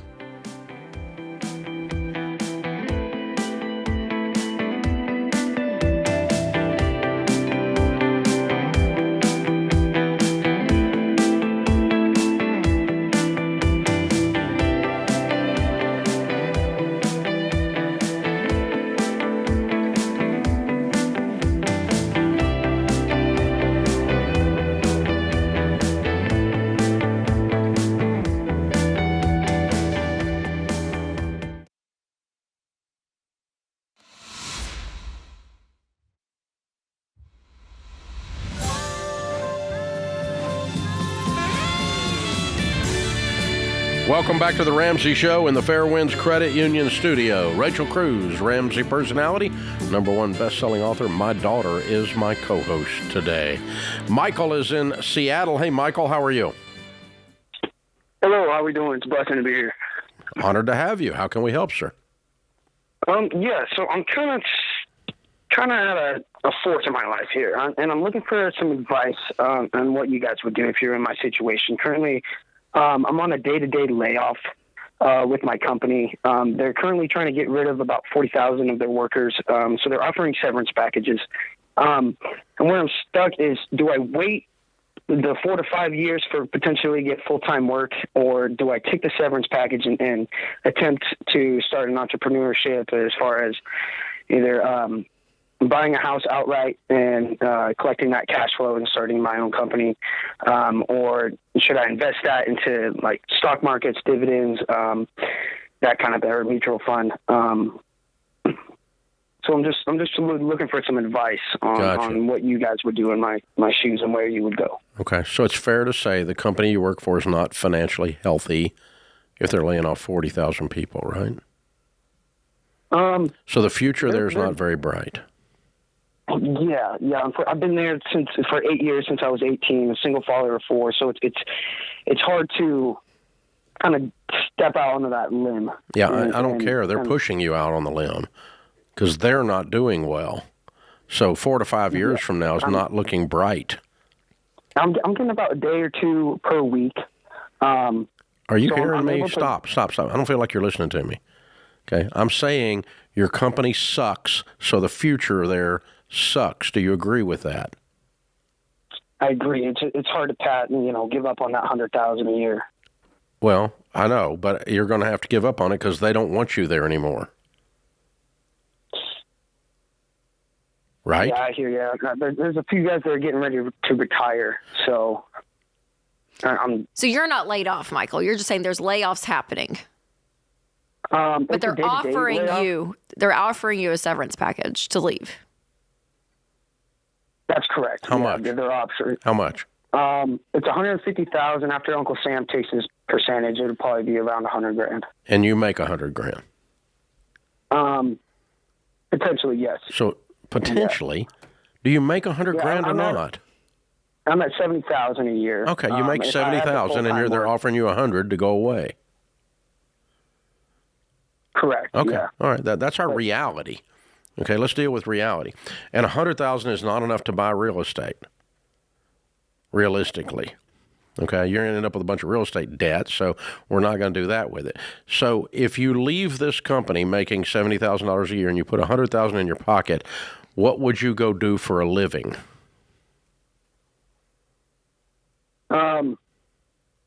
As of right now, we've got a family business going, so I'd probably push into that for a little bit, just kind of weighing my options. out of necessity of getting an income, or because you enjoyed the family business and you want to make that a part of your next career step? Yeah, I enjoy it, but as of right now, it is kind of a necessity with getting laid off all what the are you time, doing so. right now? What's your job? I deliver. So I drive in the commerce. I'm a full-time package driver. Oh, Okay. great. So, who's the family business? Your parents? Yeah, I'm co-owner. So my parents, my sister, and I are both the owners of the company. Do you make an income from that? I do, yeah. How much do you make of that? I'm only going and helping them about once a week, so roughly just a couple $100 a week or a month. Oh, just for what you're being paid, not as you're not getting the bottom line or anything. No, we started it about a year and a half ago. How so old we're are just you, sir? Okay. 26. Okay. Let's pretend that you were 26 and could do anything you wanted to do in this world. Mm-hmm. And you weren't allowed to do the family business, and you weren't allowed to stay in the job you're in. And you could be whoever you wanted to be. What would you go do? That's a fair question, sir. That's what you I need had to a kid aim at at. 18. All I've known is being a father and providing. So it's, All you've known is landing in things by default rather than by plan. Oh, there's a job over there. I can throw packages and I can make $70 a year. Well, you did it for 8 and years. I can feed my family. Yeah. But you did not sign up for that because it was the joy of your life. You signed up for that as a provider, as a father, as a husband, and a good man, and a hardworking guy. But you didn't sign up for that and say, this is going to give my life meaning. I'm going to make it big. I'm going to go make $700,000 a year doing this. You didn't have a set out to live a dream. You backed into something because you had to have a job to eat. And you're a good man and you're not afraid of work. Okay, so I'm challenging you to take a step up from that. This is your opportunity to reset and land in something that makes $200,000 a year. And maybe you have to take 3 classes to learn how to do it. I don't know what it is. Or you start your own thing with some of that $100,000, or you take a class with some of that $100,000. But this is your opportunity to say, not just because something's convenient, I'm not going to do it because it's convenient. The family business is just convenient. It's you backing into something else instead of walking head first into something else. Yeah, hold on the line, Michael. Christian will pick up, and we'll give you Ken's book, Find the Work You're Wired to Do, because there's a great assessment in there just to kind of get those wheels turning for you. Yeah. But this probably you're is a a good great guy. opportunity. I want you to dream, though. And I would not invest or do anything with this $100,000 right No. now. I would just put it in a high yield savings I wouldn't even account. take the package right now. I'd figure out what I'm going to do first, and then I'd take the before you go. package. Because they're letting him stay, and they're going to keep offering the package for a while. Mm-hmm. So I'm going to take the next 6 months and do Ken's assessment. I'm going to decide what I'm going to be, and I'm going to start taking steps into that thing that I have always wanted to do, X. And now I'm going to go be one of those. And what must be true for me to do that, as Henry Cloud says. And we're going to walk right into that. And then take the severance package, and then use the severance package to go live your dream. But no, I would not work at the family business, and no, I would not stay at this company that wants you to leave. But I would for a little while I get reset and figure out what my dream is and what it has to happen for me to live that dream. You looking at buying real estate or dividend stock, that's just you looking at crap on the internet, looking for something to do. Well, and to earn some money. I mean, you get your year's worth of salary or more handed in your lap. Yeah. To someone like him, and he's like, holy crap, how can I make this money work for me? Yeah. Which is a fair question, but that's the wrong way to go about it right now. Until you have a steady income, then you could take that and invest that later. Exactly. But I would be having a monthly income This first. $100,000 is not going to make your life. You're going to make your life. You're the secret sauce for your life. That's the thing. So hang on. Christian will pick up. We'll get you a copy of that, Finding the Work You're Wired to Do. Take that assessment. Read that book carefully. Read or listen to anything Ken Coleman says, and he'll get you on the right track doing all this stuff. He's one of the Ramsey personalities, for those of you that don't know. And but specializes in this area of living your dreams and doing Okay, this well, here's stuff. a question. They haven't let him go yet. No, sit there for a little while. But what if he's loving it and he starts making more? Would you not stay at a company that's laying off 40,000? No. Regardless? Because there's no future. Yeah, but what if the laying off the 40,000 props him up for a little bit longer? Yeah, it props him up for a little while longer, but I'm not hanging around a place that's going down the toilet.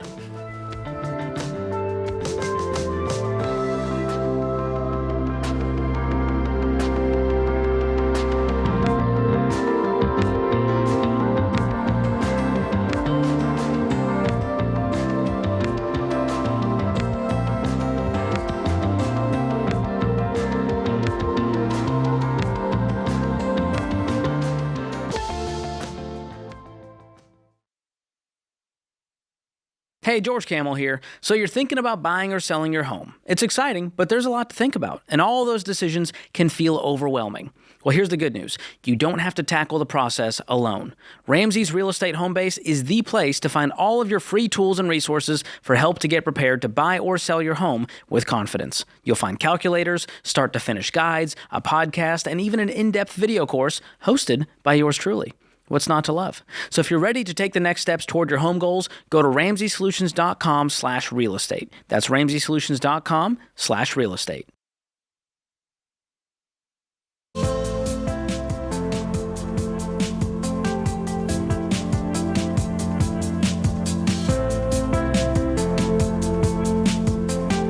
If you're working the baby steps, the best and fastest way to do it is by using EveryDollar, because EveryDollar will guide you not only in a budget, but right through the baby steps, doing this the Ramsey way. The plan is built into it. You track your progress, you get personalized recommendations, coaching for your particular situation. You free up more money, you work the plan even faster, you're working it together with your spouse. It's like having one of us walking with you every day, showing you the next right step, do this, do this, do this, and then holding you accountable. Why didn't you do it? Start EveryDollar for free by downloading it in the App Store or Google Play. Alyssa is in Montana. Hi, Alyssa. How are you?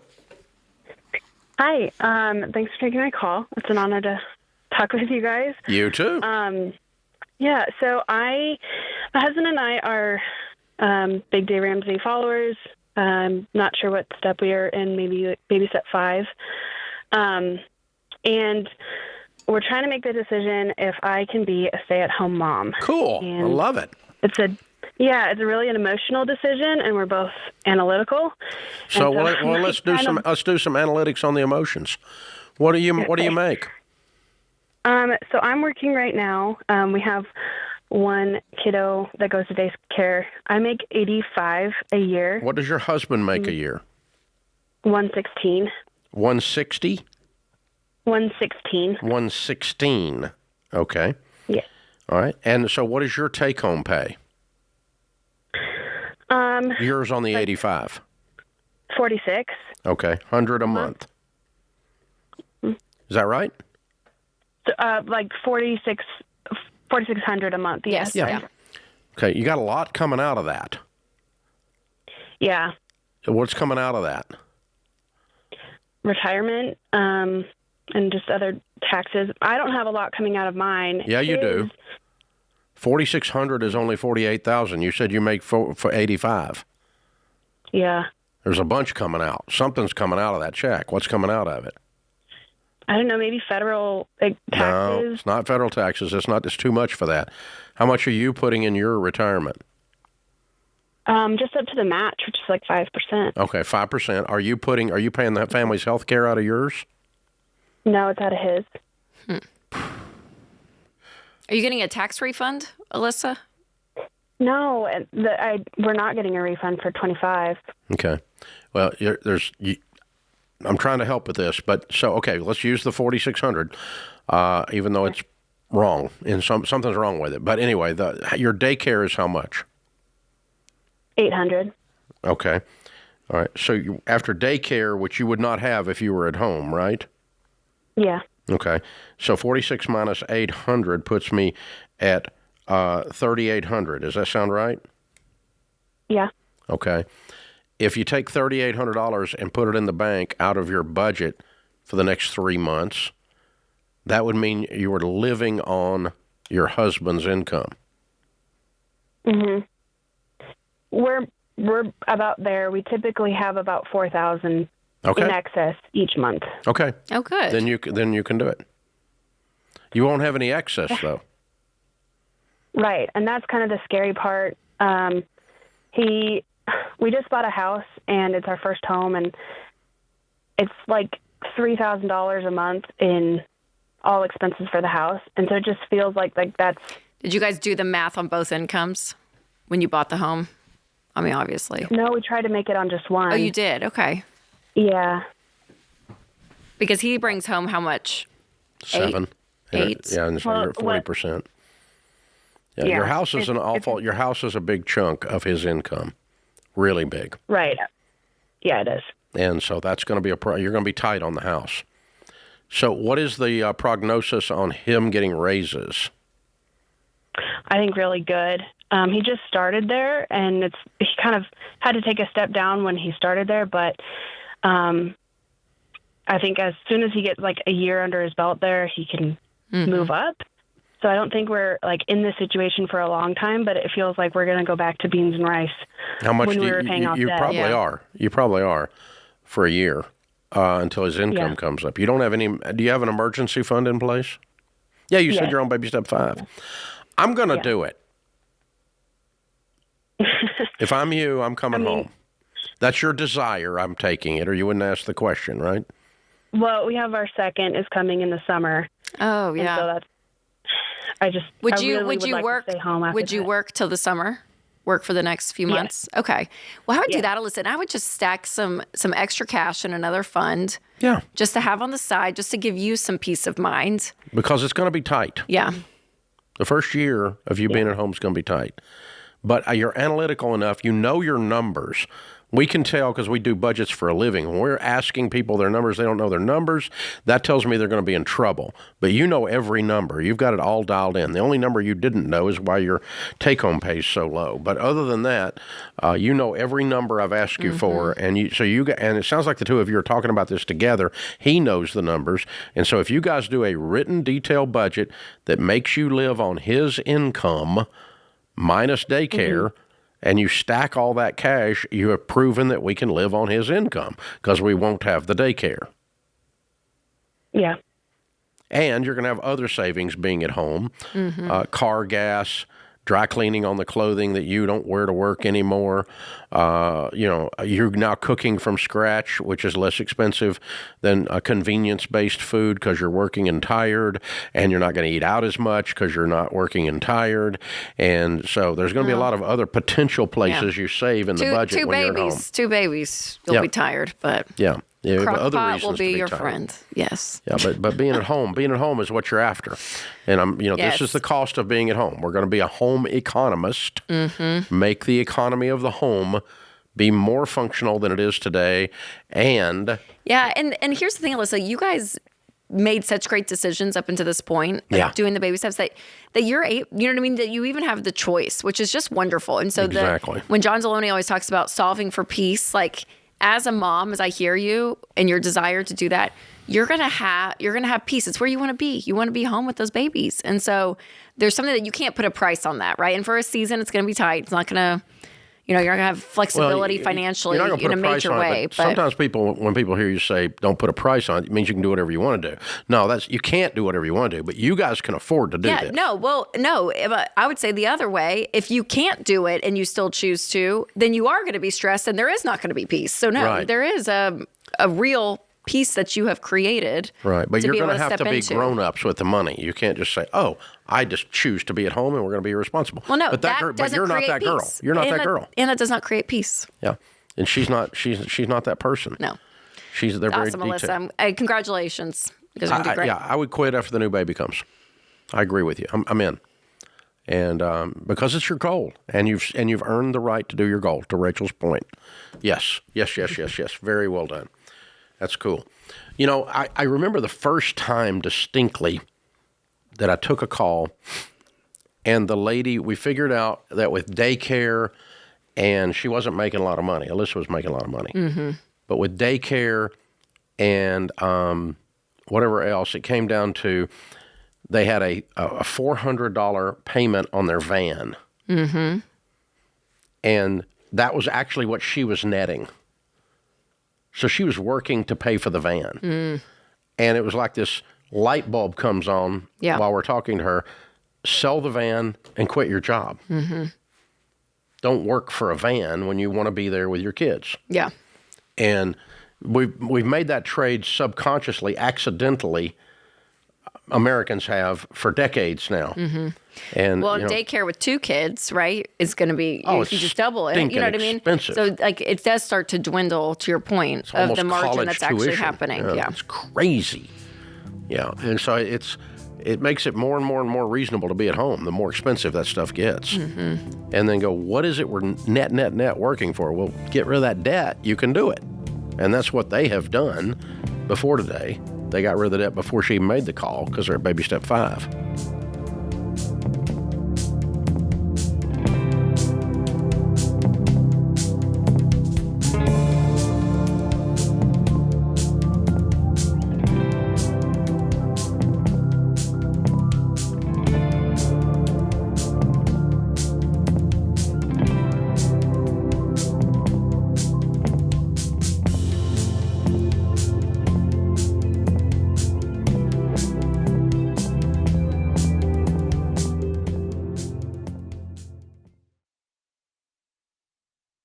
When people hear my story of paying off debt, they say things like, dang, that must have been so hard.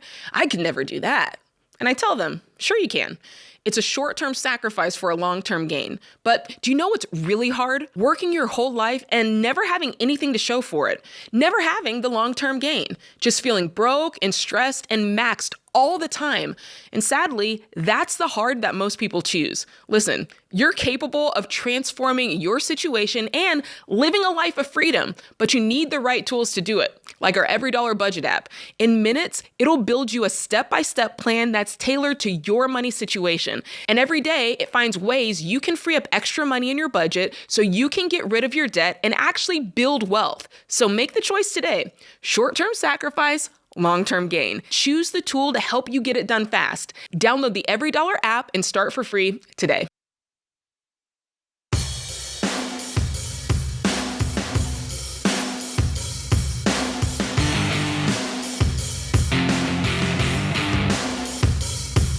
In the lobby of Ramsey Solutions on the debt-free stage, Steve and Kathy are with us. Hey, guys, how are you? Hi. We are better than we deserve. I love it. Where do y'all live? We are in Boise, Idaho. Oh, I love it. That's a great town.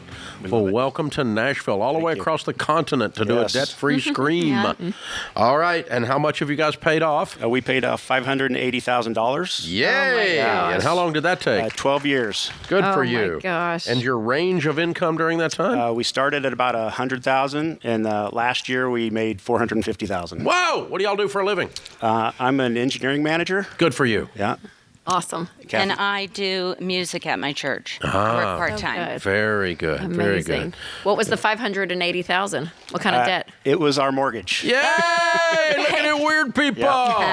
Paid off the house. Yeah. So what's this house in Boise worth? It's worth about $1.2 million. All right. So we're look, millionaires on the house alone. Look at it. Yeah. Look at you. What a great house. Amazing. Oh, you guys, congratulations. Way to go, man. Yeah. That's got to feel amazing. It feels does. amazing. It's been a long road, diligence, and a lot of patience, but we made it.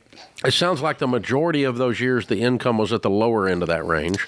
Yeah. And then it just swooped up lately. It actually slowly went up. Oh, slowly, steadily. Yeah, it was Okay. steadily. Did y'all have consumer debt 12 years ago that you paid off first, or No, was it well, really just working at the house? No, we started first. We started in 2010. We actually took FPU for the first time. So what happened was in 2007. We bought a new house. We had kids, and then we took FPU in 2010. We paid off all of our consumer debt in 2010 really quickly. And then you know what happened in 2008? We were way underwater. Oh, yeah. In our house. Terribly. 2013, we refinanced.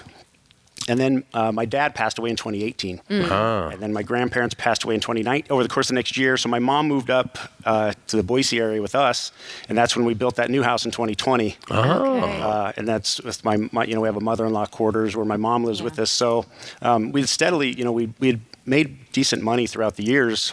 You're just working a plan. We worked the plan. We were very diligent. We went through the baby steps, 4, 5, and 6. Awesome. We put 3 kids. We have 3 adult children. Put them through school. One of them was in the Air Force. Wow. So 6 grandchildren. Oh, look at your family. You guys don't look old enough to have 6 grandkids. I know. Oh, my gosh. Wow. So that's our why right there. It's that group. Change the family tree. Exactly. Yes. Oh, I love it. And these two sitting over here are the ones that started all this for Our us. mentors came with us. They met us out here. They joined us because they put us through FPU. Jim and Debbie, our friends Jim and Debbie, they did the first FPU at our church. They've been kind of inspirational for us. I want to be Jim when I grow up. Yeah. Amen. It's amazing. Well, I'm glad they got to come with you. That's so neat. A lot of fun. And they get to celebrate your success, too. And so how much have you guys got in your nest egg these days? About 1.6, 1.7 million. All right. So you're bumping $3 million now. Way to go. I'm so proud of y'all. Well done, you guys. It's not. It sounds weird to say it out loud, doesn't it? It does. Yes. It doesn't feel like it. It doesn't. It was actually kind of strange. I was laughing when we went to the bank to pay off the house. It was a little bit surreal. I was expecting, streamers and balloons. Yeah. Nope. The bank was not that happy. You know, with me. people say that a lot. Isn't that funny? It's like I such walked a out milestone. that was kind of a downer. It's kind of anticlimactic. Yes, but yeah, it was a lot of fun. Oh, if we ever get a bank that celebrates when you pay off your house, we have a new bank. Right, exactly. Sure. That's so cool, Yes. y'all. Way to go. Yes. Yeah. How does it feel to be completely free after all these years? Yeah, it's amazing. It does feel amazing. We know we can be more generous. We really want to be able to exercise that generosity muscle, and help as many people as we can. That's kind of been a big part of our lives throughout the years. So we can continue to do And more. also helping our grandkids go to school. Yeah. Amen. Oh, yeah. Absolutely. Yeah, what have your grown kids said as you guys have been doing this journey? Have they? They're proud of us. They're Yeah. all three of our adult children. They're debt free. Yeah, we made them take the classes. They took FPU as they were growing up through high school. And he's coordinating it. Yeah, I've been coordinating FPU since 2013. Wow. Yeah. Thank you. Yeah, Oh, my so gosh. It's a pleasure. We actually just started, I do it every spring, and we just started this last week. So. Oh, wow. Yep. Okay, Gotta so the get back. class will get to see your debt-free screen. I guess so. That's so perfect. That's good. Yeah, it's kind of surreal. Hey, my FPU coordinator, he paid off his house. I don't know about you, but I'm just saying. Yeah. So way back in the day, when you first went in the class, do you remember those emotions of like, I wonder if this whole thing's a con. I wonder if somebody didn't want to go. Or... No, we both wanted to go. Well, maybe I'm she a didn't. free spirit. Oh, yeah. Oh, so- we are the Yeah, prototypical girl. nerd free spirit couple. Mm-hmm. Kathy, I I'm got really you, nerdy. girl. Yeah. I got you. I am super nerdy. Yes. The whole spreadsheet thing. So I was into it. I like the plan. I like the process. Yeah. It tells me what to do. So. We had to take it a couple times from them. I was not willing to cut up my Costco. That was the only one I was not willing to cut The up. Costco credit card. Yes. That was going to But- save you. Yeah. Yeah, right. I felt for like sure. it. I did. But once we tracked it a whole year, I realized I was spending about 30% more just swiping. Oh, wow. And so I thought, okay, it's on paper. I can see it. So It's not that theory. Was If it this for is, me. I'm really doing this. Yeah. Wow. Yeah. That's an interesting thing. And save 30% at Costco. Right. George Camel would be proud of you. Our Kirkland King. He loves it. Yeah. Very It's awesome. cool. All right. So now you're coordinating classes for over a decade, almost 15 years. You accumulated a nice net worth, a good income. You're debt free. Your kids are debt free. Your family tree has changed. This is a massive transformation. I mean, because when you started, I assume you didn't have anything. Oh, nothing. We were living paycheck to paycheck for the longest time. For we weren't, years the and budget years. was huge. We weren't paying attention really. I mean, it was just kind of Yeah. money comes in, it goes out. You were, Every time we'd get you a were raise- normal. Yeah, You were normal. Exactly. And I'm so proud of you. Yeah. What a great transformation. Thank you. God has done a work. Oh, so absolutely. What do you tell people the key is? That couple that comes in that first night and they're kind of looking side-eyed at you and they're like, what is this, some kind of cult or what is this Right. deal? It's this Ramsey guy. Yeah. And what do you tell people the key to getting out of debt is? Because you guys are, you're like poster child. Yeah, for me, it's really simple. First is the budget. Getting it on paper, seeing it. You're telling your money what to do each month. Like you say it, I've heard you guys say it a million times. You do the budget, and you feel like you get a raise immediately. So we immediately had more money because we were paying attention to where it was going. And then just intentionality and discipline. Always Again, being on the same page. Yes, Always. Yes. We talk about our money a lot. Every 2 weeks, I'm a nerd. We send a picture. I have this massive spreadsheet that I do, this budget spreadsheet. I'm an engineer, so every 2 weeks when we get paid, I go and I do our budget. For the next, I have it laid out for the next 6 weeks exactly what's going to happen. So Even with the house paid off, I was gonna I know say, we can Saturday loosen a little morning bit. You can enjoy he's a going to little. be up there doing it. I actually enjoy it. So He does. It's good. Yeah. Oh, I love it. Yeah. Yep. He likes to save. I like to spend. So Kathy, along this way, he's obviously a nerd, a detail guy. Yeah. Along this way, how did you manage to keep your voice speaking into that budget? I'm the one. I like to have fun. So he makes the money. I make sure that we enjoy it.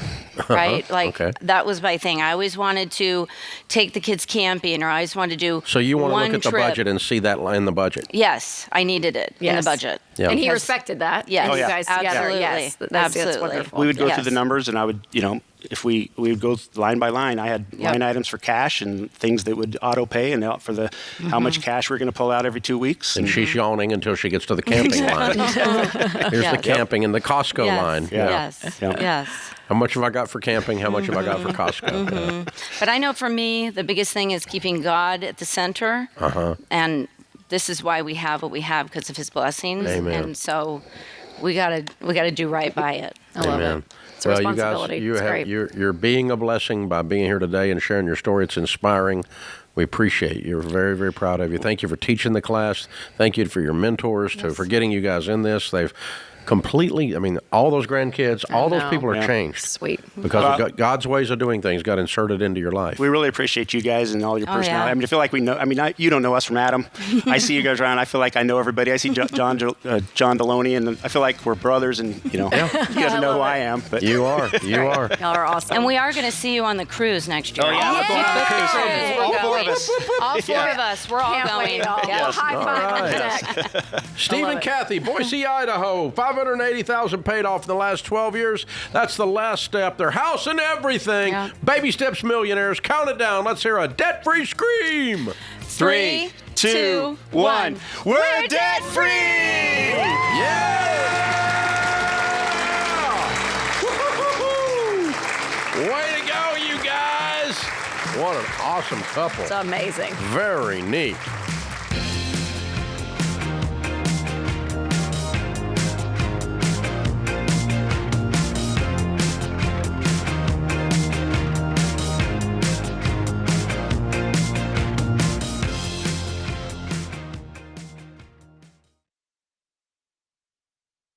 Hey guys, Dave Ramsey here. Every day on this show, we help people work through real money problems and figure out what to do next. Now, you can get that same kind of help anytime with Ask Ramsey. Ask your money question and get answers built on Ramsey principles we use on the show. Whether you're making a decision or just want something explained, Ask Ramsey is here to help. It's fast, simple, and free to use. Go to RamseySolutions.com and try Ask Ramsey today. That's RamseySolutions.com.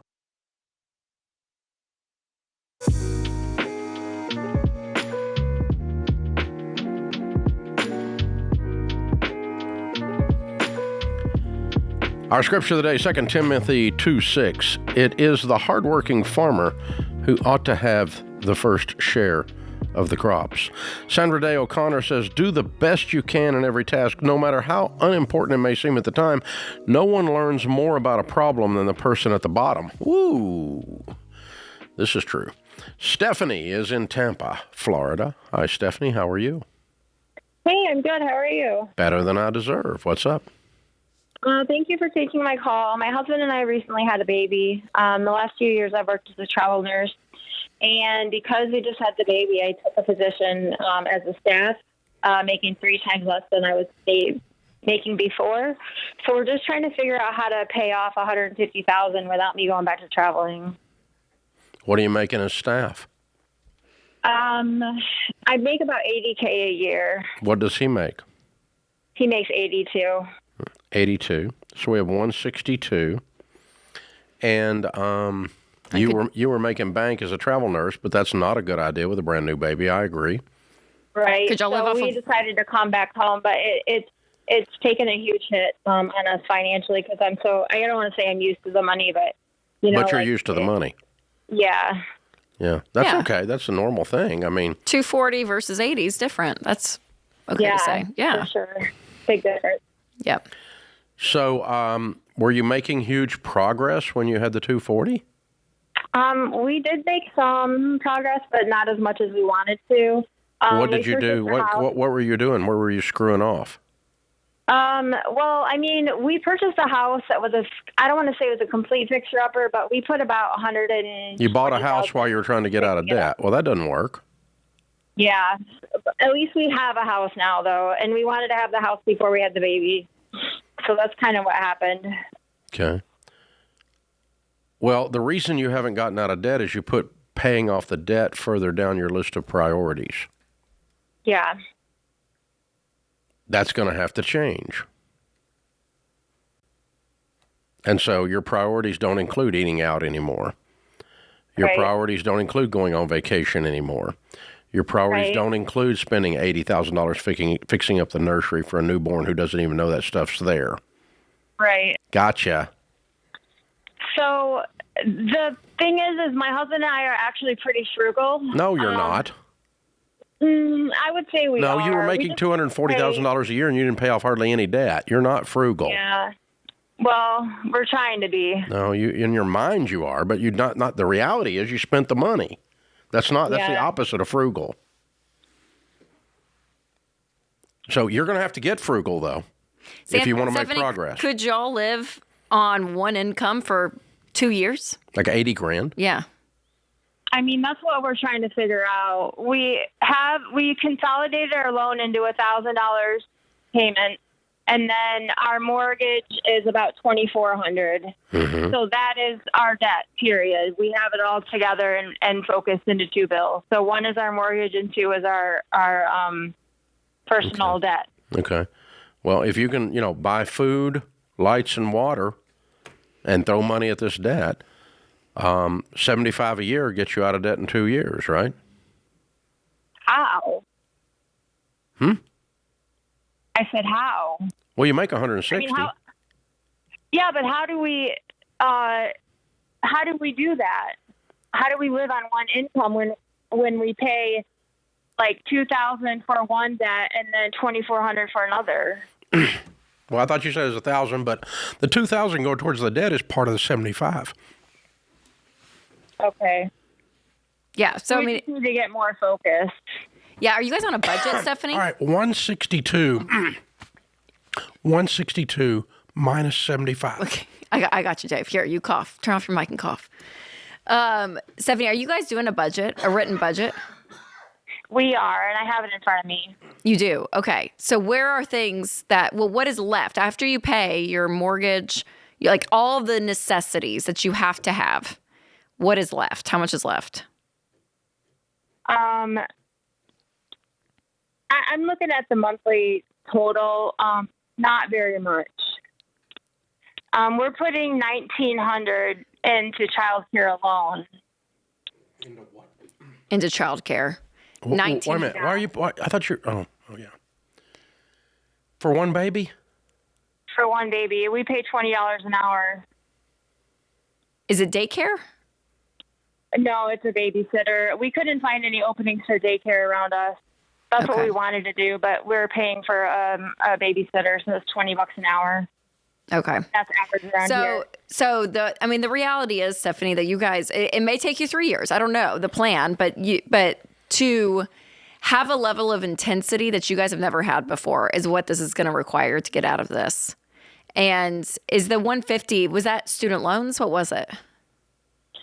So 150 total. So we have about 60 in student loans and then 100,000 in personal loans. And personal loans. Is that car debt too? No, we paid off all our cars. What did you use the personal loan for? So it was a combination of a roof, plumbing on our house. Oh, for the house. Then, yeah. So it was a combination of our roof, plumbing on our house, and then we had some credit card debt. Okay. What do you owe on your home? Currently we owe $281,000. What is it worth? I would say about $500,000. Yeah. Okay. Well, some of what you're paying off is not consumer debt. It was part of purchasing the home. So, if you rolled some of that into a refinance, that wouldn't be the end of the world, but I wouldn't do that. I think you guys make enough to plow through this, but you're going to have to just look at this budget and go scorched earth. Beans and rice and beans, nothing. Spending nothing. Yeah. So that's what's, it is. It's just, it's the mindset of having to, the deeper you sacrifice, the faster you're going to get out. And that may mean him working extra at night too, Stephanie, working weekends, bring in even more income over time. But again, the deeper and faster you sacrifice, the faster you're going to get out. And the less you sacrifice, the less you kind of make everything a little bit more comfortable, the longer it's going to be of that process. So it comes down to families. I mean, honestly, looking at each other and just choosing like, okay, have we you going to stopped all your contribution to retirement?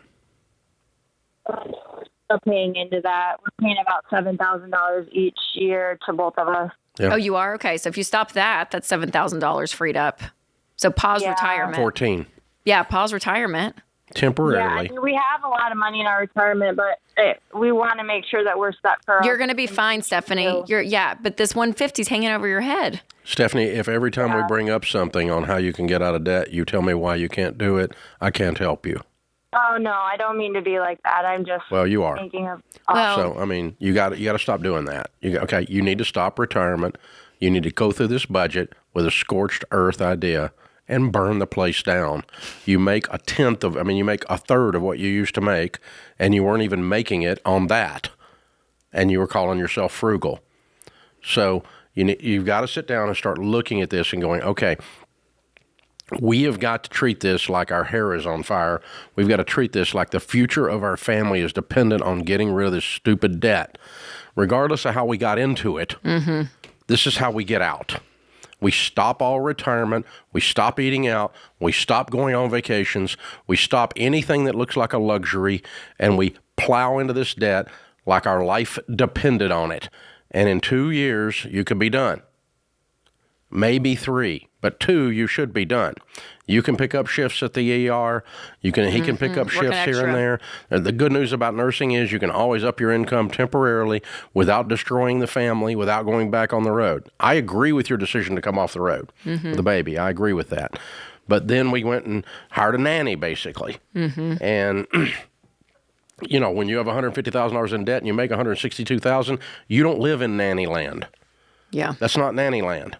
Nanny land is more income than you make and less debt than you've got.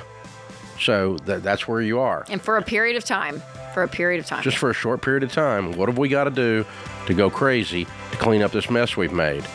And no excuses, no rationalizations. You got to end it. That puts this hour of the Ramsey Show in the books. We'll be back with you before you know it. In the meantime, remember, there's ultimately only one way to financial peace, and that's to walk daily with the Prince of Peace, Christ Jesus.